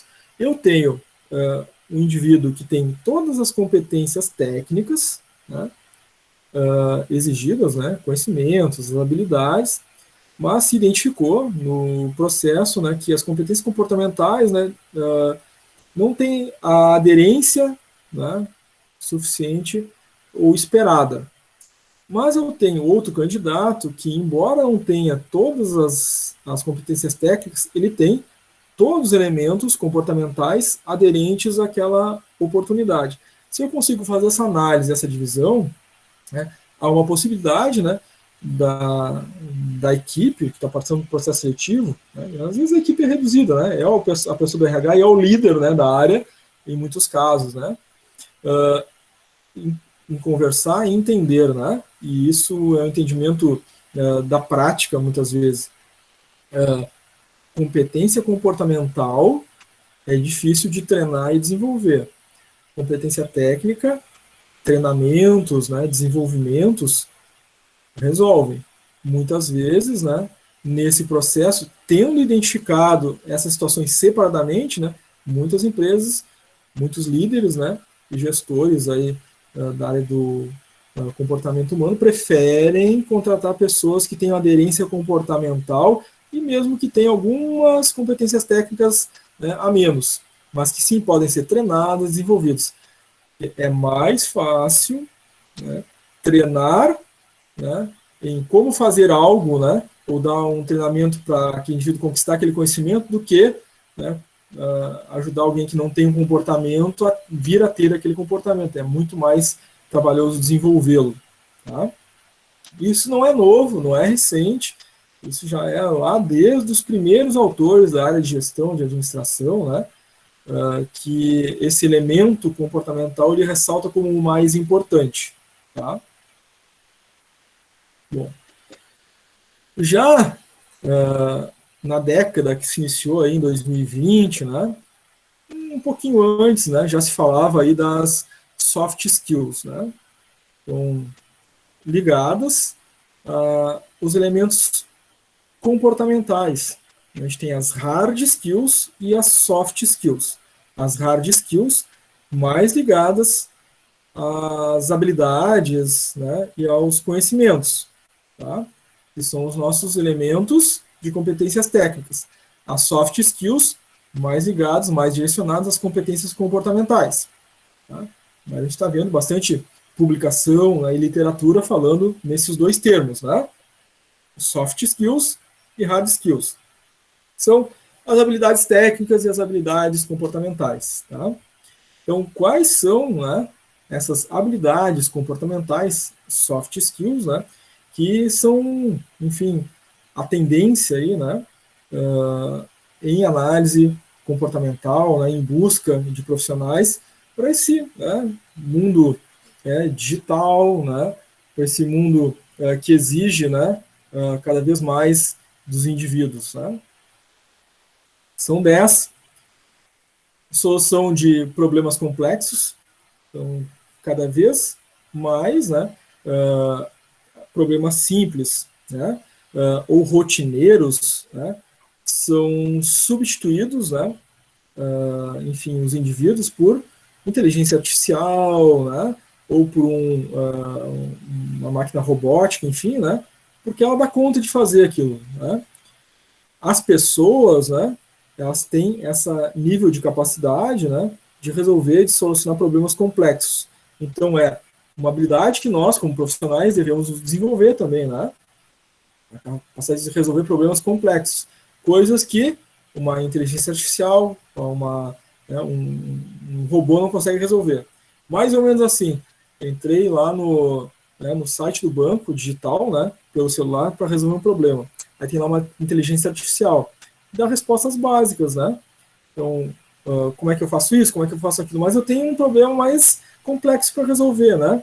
Foi um pagamento que eu fiz, foi um pagamento enviado para uma pessoa errada, eu preciso, né, que se seja anulado, a inteligência artificial não vai fazer isso. Por quê? Ela vai nos com problemas simples, e quem resolve o problema complexo? O indivíduo.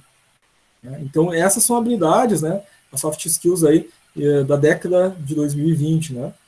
Pensamento crítico também, ou seja, analisar as situações, identificar os problemas, né, e trazer soluções, ter pensamento crítico sobre as coisas, né, não somente ser um executor, mas ser alguém que identifica os problemas, né, e traz soluções. Tá? Criatividade, né, para lidar, né, com as tensões do dia a dia, com as dificuldades, com os problemas que surgem em cada momento, né, e trazer também novas soluções, né. Gestão de pessoas no sentido de saber gerir emocionalmente, né, as suas relações interpessoais, saber lidar, né, no dia a dia com os outros, né, o que é, por incrível que pareça, né, talvez seja um dos maiores desafios, né, dessa década. Né. As pessoas têm tido pouca paciência uns com os outros, né, têm dificuldade de ouvir o que o outro tem para dizer, né, tem cada vez menos, e aí entra o número 5 ali, menos empatia, né, de se colocar no lugar do outro, né. Então essas todas as coisas são muito importantes dentro das soft skills, né. Inteligência emocional, né, então, ser solidário, né, ter capacidade de entender e se colocar no lugar do outro, né, saber trabalhar também sob pressão, né, com metas, enfim, né? Tem inteligência emocional no sentido de compreender as coisas de um ponto de vista para além do pessoal, do interesse de si mesmo, né? Daquelas perspectivas do ego, né? Então, isso é importante, tá? São duas inteligências bem gerais aí que a gente ouve falar, né? Que é aquela inteligência da razão, a racional, né? A cognitivo, né? E a gente tem a inteligência emocional, aquela comportamental, né? As duas são importantes, né? Essa inteligência prática, racional do fazer as coisas, da conquista do conhecimento das habilidades, né? A gente está há muito tempo já desenvolvendo, né, enquanto humanidade. Né? Tem curso para tudo quanto é tipo de coisa, né? E toda hora está surgindo um curso novo, né? Então, se desenvolver dessa forma, racionalmente, né? Essa inteligência, né? Esse quociente, a gente já desenvolve muito bem, né? Claro, sempre melhorando. Mas a emocional, a gente, né, enquanto humanidade, né, tem um espaço longo a caminhar ainda, né? Mas ela é uma habilidade já requerida, né?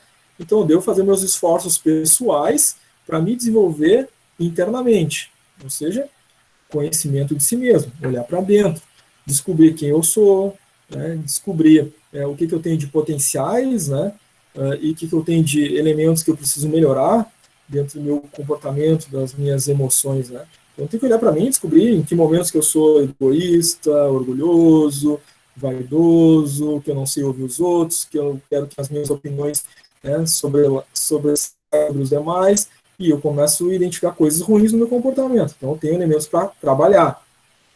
Então, eu tenho que, né, vencer essas coisas.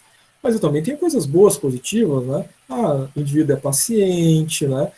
Trabalha bem com os outros, gosta de estar com as pessoas, né? É bom ouvinte, né? Bom, então tem coisas boas que eu posso fortalecer no meu comportamento. Isso é inteligência emocional. Saber o que eu tenho de bom dentro de mim, saber o que eu tenho ainda que melhorar e conseguir trabalhar essas coisas, tá? Essa é uma via da inteligência emocional, que é o conhecimento de si mesmo. Mas existem outras vias que a gente deve buscar, né? Enfim, treinamentos, né? E formações também dentro dessa área da inteligência emocional. Para a área de RH, que é a área de vocês, né? Tem especializações, inclusive, né? Tem cursos extracurriculares dentro dessa área de inteligência emocional, tá? Que podem ser buscados e ajudar bastante nesse sentido. Indivíduo orientado para serviços, né? Capacidade de negociação, né? Aquela questão da melhor negociação, né? Que é o ganha-ganha, né? Então, vamos lembrar lá do primeiro ciclo, vocês aprenderam um pouquinho disso, né? Os tipos de negociação, né? O perde-ganha, ganha-perde, ganha-ganha, a melhor delas, ganha-ganha, né? Ou seja, as duas partes têm que ter, né, algo positivo no processo de troca. E esse processo de troca é uma constante, né? Dentro das nossas realidades organizacionais, né? Nós temos diferentes, distintos grupos, departamentos, né? Equipes, né? E sempre tem, né, trocas, né, de nível emocional, psicológico, cultural, o clima, o comportamento das pessoas e dos grupos, né? Então, existem trocas. E esse processo deve ser positivo. Isso adentra na questão do clima e da cultura organizacional, né? A flexibilidade cognitiva, ou seja, a capacidade de se adaptar cognitivamente, ou seja, de aprender coisas novas. Então, é uma habilidade, né, comportamental, e sai um pouquinho, né, daquela coisa que existia ali até o meados dos anos 80, 90, né, que o indivíduo fazia uma formação, né, e era aquilo que ele fazia, né, se pedisse para fazer outra coisa, né, não, eu sou formado para isso, é isso que eu faço, né, e a flexibilidade cognitiva leva a aproveitar outras oportunidades profissionalmente dentro das organizações, né? Então, dentro da nossa própria realidade, né? Dentro da área de departamento pessoal, tem isso, né? Então, o indivíduo é mais focado, gosta mais, né? Tem uma capacidade de lidar com processos mais ligados realmente a recursos humanos, né? Mas em recursos humanos a gente tem a parte do departamento pessoal, que é números, que é cálculo, né? Folha de pagamento. Mas a gente também tem a parte mais humana, que é a parte de, né, lidar com as pessoas, desenvolvimento, treinamento, né? Mas dentro dessa área eu tenho uma diversidade de conhecimentos, né? Eu tenho que ter essa flexibilidade cognitiva, desenvolver essas outras habilidades que a gente tem também, tá? E bom senso e capacidade de tomada de decisão, né? São essas 10 aí soft skills, né? Que devem sim, podem fazer parte, né, de uma análise de um processo seletivo, né? Certo? A gente deve estar atento, né, nas nossas atividades profissionais e, olhando para si mesmo, também desenvolver, né, essas habilidades. Vamos entrar nas nossas ferramentas de seleção. Agora, outras ferramentas, tá? Rapidamente, prometo para vocês que não passamos das 9 sem fazer intervalo, tá? Chegar às 9 horas vai ter intervalo, tá? Só para a gente finalizar o conteúdo. Então, outras ferramentas, a gente tem a dinâmica de grupo, testagem psicológica, prova de conhecimento específico, o exame médico admissional, que é de ordem legal, mas faz parte do processo de seleção, ele é eliminatório, né? E o parecer final ao candidato, né? Então, além da entrevista, a gente tem essas outras ferramentas. A maior parte delas, né, opcional, sendo que o exame médico admissional ela é de cunho legal, né? Não, qualquer processo é obrigatório, né? Então, as dinâmicas de grupo, renovo, né? Nada deve ser utilizado isoladamente, porque isoladamente o nível de subjetividade é muito grande. Então, a dinâmica de grupo é uma ferramenta que é utilizada em conjunto, com entrevista, com testagem psicológica, nunca isoladamente, tá? Então, elas são utilizadas aí em processos seletivos e ajudam muito a observar o comportamento dos candidatos. Algumas coisas que foram apontadas na entrevista, né? A gente fez lá a entrevista dirigida, 10 candidatos, tem a comparação de cada um deles, pergunta sobre comportamento, pergunta sobre habilidade, pergunta sobre conhecimento. Aí lá nos comportamentos das perguntas que eu fiz, comparei alguns candidatos, uns têm um comportamento, outros têm outro, aí vai para a dinâmica de grupo. Se eu fiz a entrevista dirigida com as perguntas de comportamento, na hora de analisar cada candidato, eu tenho esse relatório. Isso facilita e muito o processo, né? Porque se eu não fizer lá a entrevista dirigida, fizer aquela não dirigida, na hora de fazer dinâmica de grupo, né, passou-se às vezes alguns dias, né, e como é que vai comparar agora, né? Qual é o candidato que disse que tinha tal comportamento lá na entrevista que eu vou olhar agora na dinâmica de grupo? Então, sim, é um conjunto, né, e ter estabelecido os parâmetros com antecedência, ter descrito os objetivos com antecedência, ter feito as perguntas que, né, vão ser feitas na entrevista. Né? Nessa divisão, conhecimento, habilidade e atitude, nesse momento aqui faz toda a diferença. Tá? Faz sentido agora, né, a gente ter falado lá, antes da importância de fazer todo aquele processo. Tá? Obviamente, gente, um detalhe aqui, para não deixar passar, que a dinâmica de grupo, ela tem objetivo.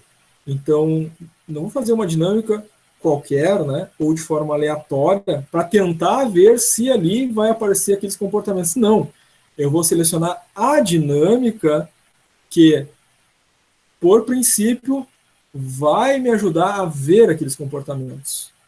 Tá? Então, eu já tenho lá comportamentos que eu espero, já anotei da entrevista os comportamentos que foram registrados deles, dos candidatos, agora eu vou buscar na dinâmica aqueles comportamentos. Né? Então, se estava na descrição lá que precisa ser uma pessoa comunicativa, trabalhar bem em equipe, bom, na dinâmica de grupo tem que usar uma dinâmica que me demonstre isso, né? Então, de novo, vou olhar lá para os objetivos do processo seletivo para poder escolher a melhor dinâmica. Tá? A testagem psicológica.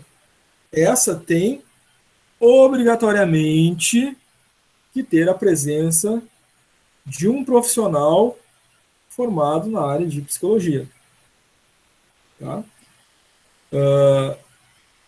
Nós, né, técnico de RH, né, um bacharel na área de recursos humanos, alguém que fez gestão de RH, enfim, não pode, né, fazer a análise da testagem psicológica. Quem faz é o psicólogo. Tá? Então, ou a pessoa faz parte da equipe, né, tem a formação em psicologia, ou é terceirizado. Tá? Então, a gente pode coletar a informação, passar, ela vai fazer o laudo e vai enviar para a empresa, né, ou vai ter uma reunião, enfim, né, para trazer os seus resultados. Tá? Esses são psicométricos ou projetivos. E aí tem uma diferença, porque se a gente tem ele na equipe, né, isso vai ser mais direto. Mas se a gente vai ter uma atividade aí de testagem psicológica terceirizada, eu tenho que saber a diferença entre os dois para fazer a solicitação. Né? Eu quero um teste psicométrico, eu quero um teste projetivo. Tá? Então, o teste psicométrico, o que é? Né? Ele vai me dar números, né, quantitativamente, né, para avaliar a pessoa. Então, aquela numeração me diz que aquele indivíduo é mais desse jeito, ou mais daquele jeito. Então, eu tenho lá as comparações de comportamentos, né, e vai ter uma tendência lá a ter mais ou menos aquele comportamento. Uma indicação numérica. Né? Então, eu quero identificar numericamente, né, a capacidade de comunicação daqueles indivíduos. O teste psicométrico vai me dar lá, né, por exemplo, de 0 a 10, né, aquele candidato no quesito comunicação, né, chegou até 8, o outro chegou até 7, outro chegou até 9, o outro atingiu 10. O teste psicométrico vai me dar essa apuração de forma quantitativa. Tá? Mas tem os testes projetivos também. Tá? Então, eles vão trazer alguns elementos da personalidade do indivíduo. Tá? Então, é um relatório, né, trazendo, então, características de personalidade. Não é algo numérico, né, mas vai trazer lá, né, enfim, comportamentos que aquele indivíduo pode vir a apresentar no seu dia a dia, no seu trabalho, com a equipe, com a liderança, né, em vistas ao trabalho com mais ou menos, né, estresse, por exemplo. Tá? Temos também a possibilidade, né, dentro do processo seletivo, da prova de conhecimento específico, né, daquela área em que está se fazendo o processo seletivo, tá? Para que ele seja testado, que aquele indivíduo tenha os conhecimentos mínimos, né?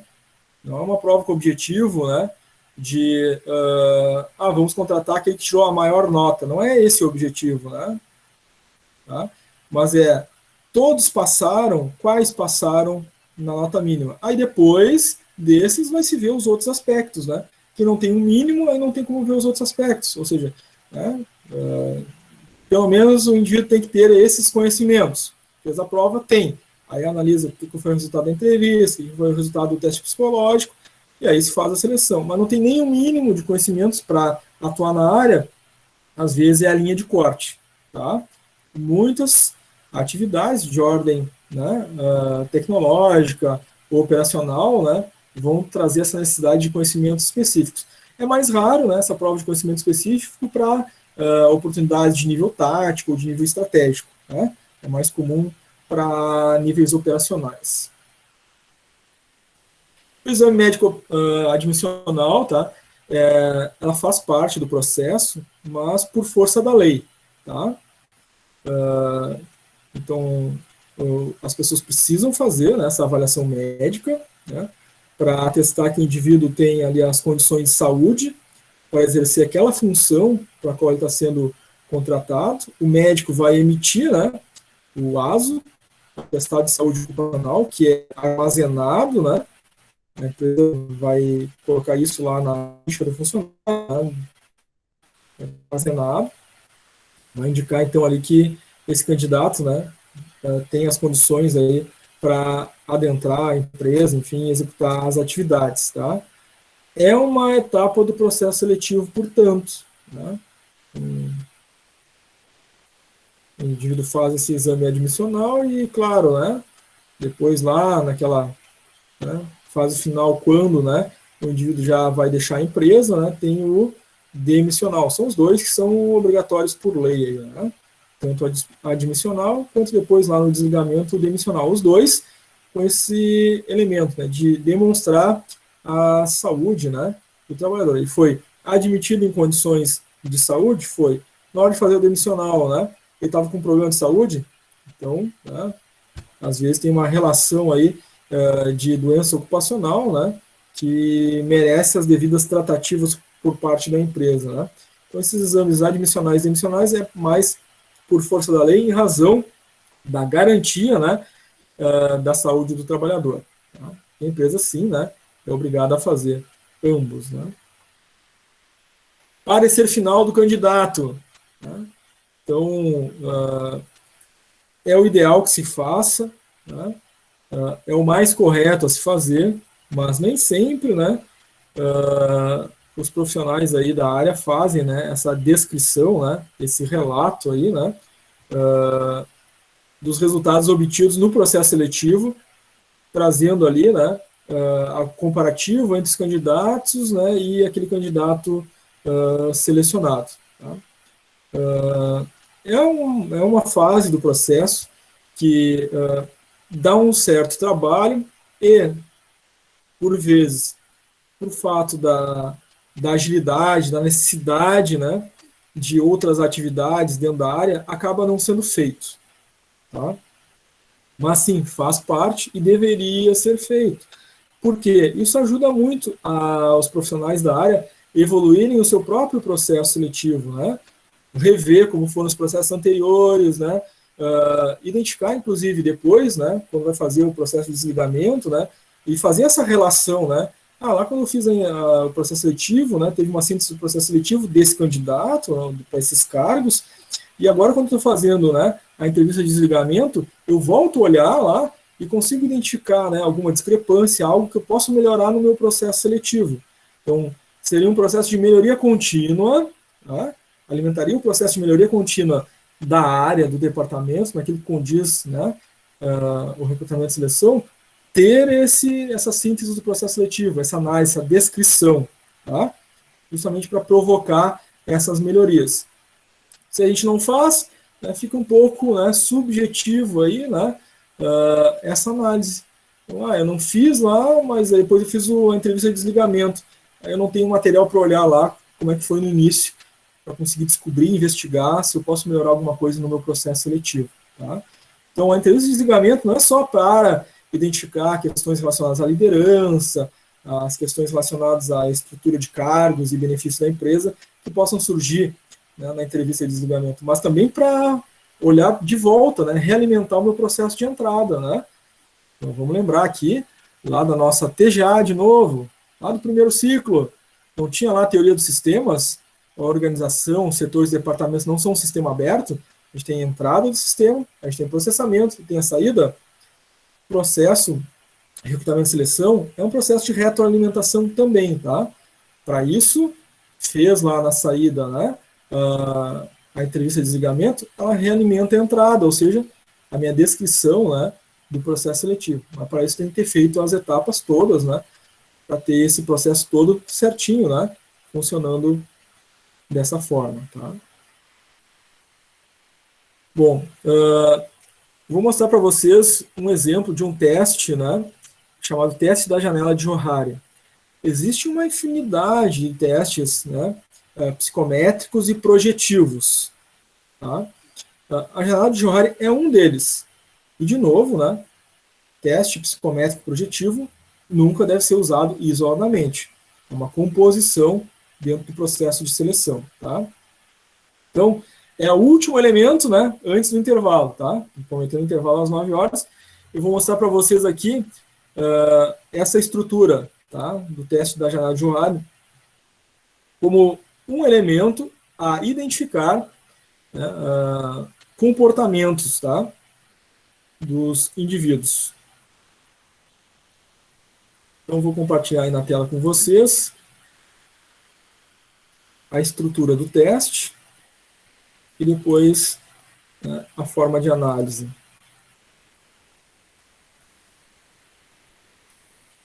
A mãe já está com o pequenininho lá, né? O pequenininho já está cansado, coitadinho. Já vou dar intervalo para a mãe já vai poder atender. Tá? Que bom, já está participando aí, né? Temos uma aluna a mais, ó. Bom que ele se comporta, né? Tá quietinho aí, né? Bom, gente, vocês estão visualizando aí na tela o teste da janela de Johari? Estão conseguindo ver? Sim. Tá. Então, essa é a estrutura do teste, tá? Ele tem algumas instruções.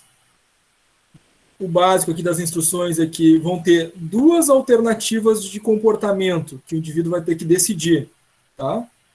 Então, diante dessa situação de desafio, eu tenho a tendência a ter um comportamento previsto na letra A, eu tenho um comportamento previsto, né, a aderir à letra B. Então, sempre vai ter duas alternativas de comportamento. Eu faria a letra A ou eu faria a letra B. Sendo que, qual é a minha tendência de fazer a letra A? Se é mínima, nenhuma é 0. Se é total, é 5. Então, poderia vir a fazer a letra A, mas ela pode ser ainda sobressair do que a B. Né? Então, vou lá e ponho 3. Então, o que eu colocaria na 2? Na B? 2, né? Para fechar 5. Então, a soma entre a alternativa A e B sempre tem que dar 5, sendo que eu vou escolher, né, a que tem mais ou menos tendência de ser o meu comportamento. Então, leio aqui a número 1. Se o meu amigo tivesse um conflito de personalidade, olha só, é um contexto comportamental. Como eu agiria? É um teste projetivo. Eu estou tentando ver um comportamento, como esse indivíduo iria se comportar. Faria a letra A ou a letra B? A soma das duas tem que dar 5. Seria mais a letra A, mas eventualmente poderia acontecer a B. Então, talvez eu colocaria 3 na A e 2 na B. A soma dá 5. Eu não faria de jeito nenhum que diz na letra B, 0 na B. Então, faria exatamente o que está na A, 5. A soma 5, 0, dá 5. Esse é o teste da janela de Johari. Ela tem quantas alternativas aqui? São 20 e poucas, né? São 20 e poucas situações comportamentais, tá?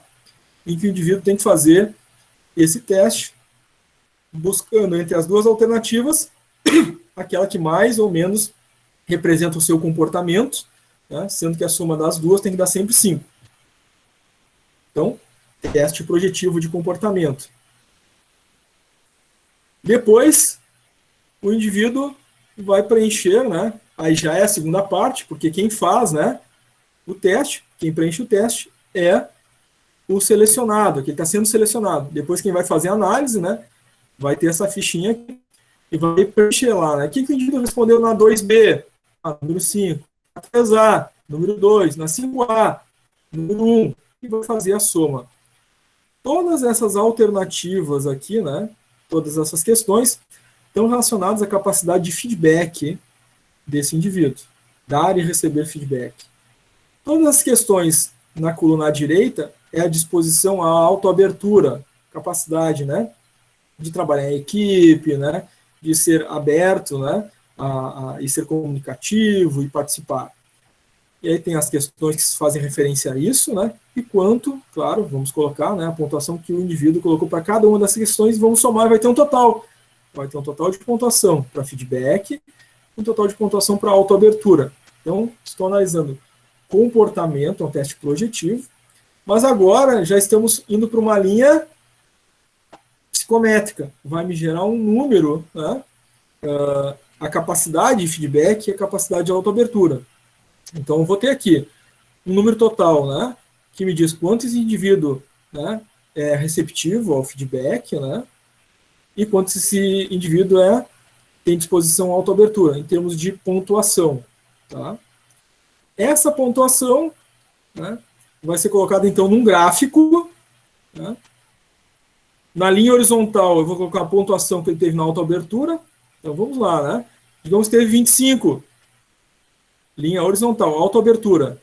Tá? Então, 25. Eu vou passar uma linha aqui, ficou com 25. E uma linha vertical, capacidade de receber feedback, abertura ao feedback. Digamos que ficou com 20. Eu vou passar uma linha no 20. Vai ficar o formato de uma janela. Tá? Distorcida, porque vai ter, né, 4 áreas, passei uma linha vertical e uma linha horizontal, né? Vão ter 4 áreas nessa janela, por isso chamada janela de Johari. Uma vai ficar um pouquinho maior, outra um pouquinho menor. Isso tem um significado nesse teste. Tá? Vou compartilhar com vocês aqui o significado.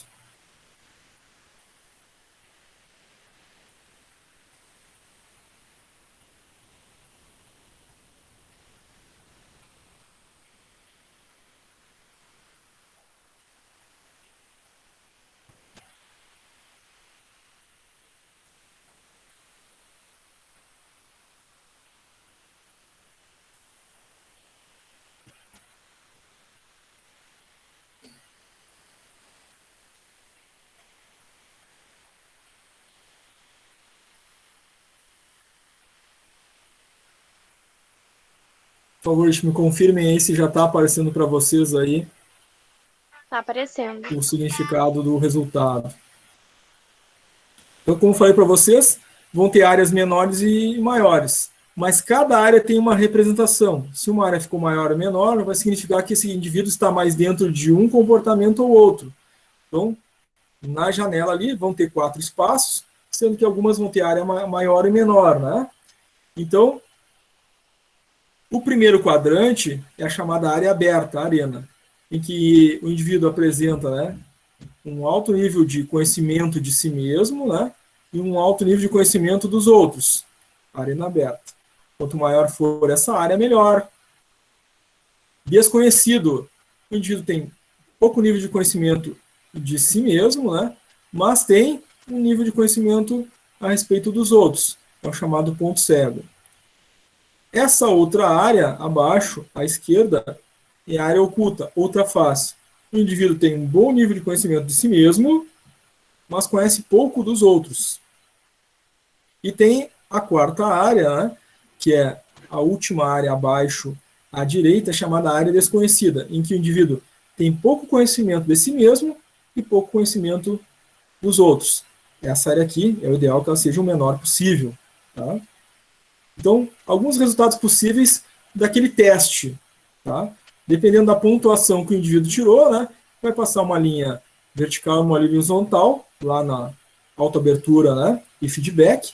Se acontecer do gráfico ficar desse jeito, ele vai ter uma área maior na letra D, né, que é a área do desconhecido, né, que é aquela primeira área que a gente viu aqui, né, área desconhecida, ou seja, pouco conhecimento de si mesmo, pouco conhecimento dos outros. Então, é um teste projetivo que me dá uma indicação de comportamento. Temos uma outra possibilidade. Passada a pontuação e traçada as linhas, lá eu vou ter uma área S maior.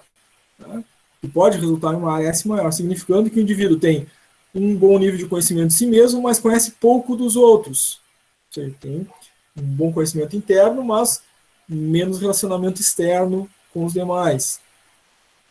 Temos essa outra possibilidade, que era aquela área cega, né, o ponto cego, que o indivíduo tem pouco conhecimento de si mesmo, mas, né, conhece bem e lida bem com os outros.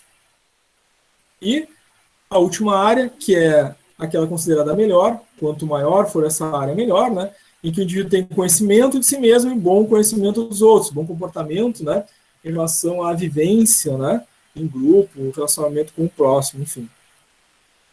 Então, esses são os resultados possíveis, né, daquele teste projetivo que é chamado de janela de Johari. É um dos possíveis de muitos existentes, né, que são aplicáveis aí pelos profissionais, né, qualificados dentro da área que compõem o processo seletivo e que não deve ser feito de forma isolada, né, jamais. Pessoal, vocês querem fazer um intervalo agora? Pode ser? Gostariam de fazer alguma pergunta antes? Como é que ficou para vocês?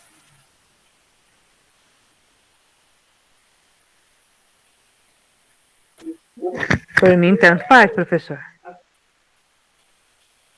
Se ninguém tiver nenhuma pergunta, a gente faz um intervalo, aí depois do intervalo a chamada, né?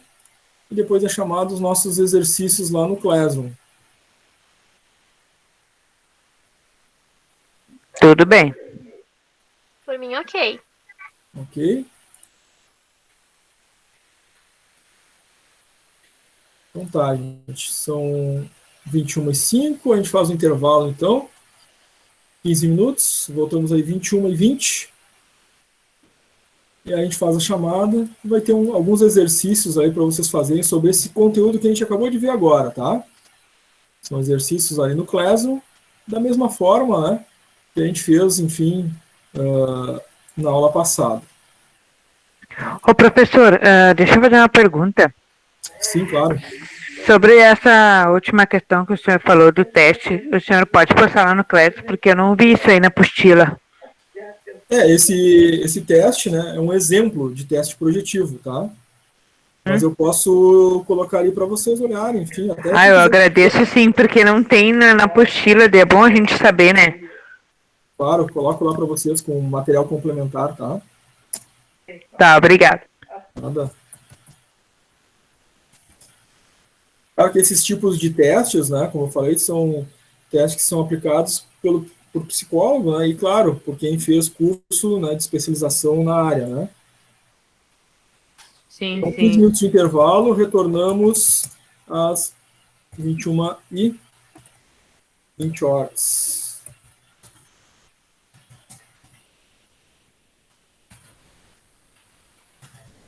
Retorno, chamada e exercícios.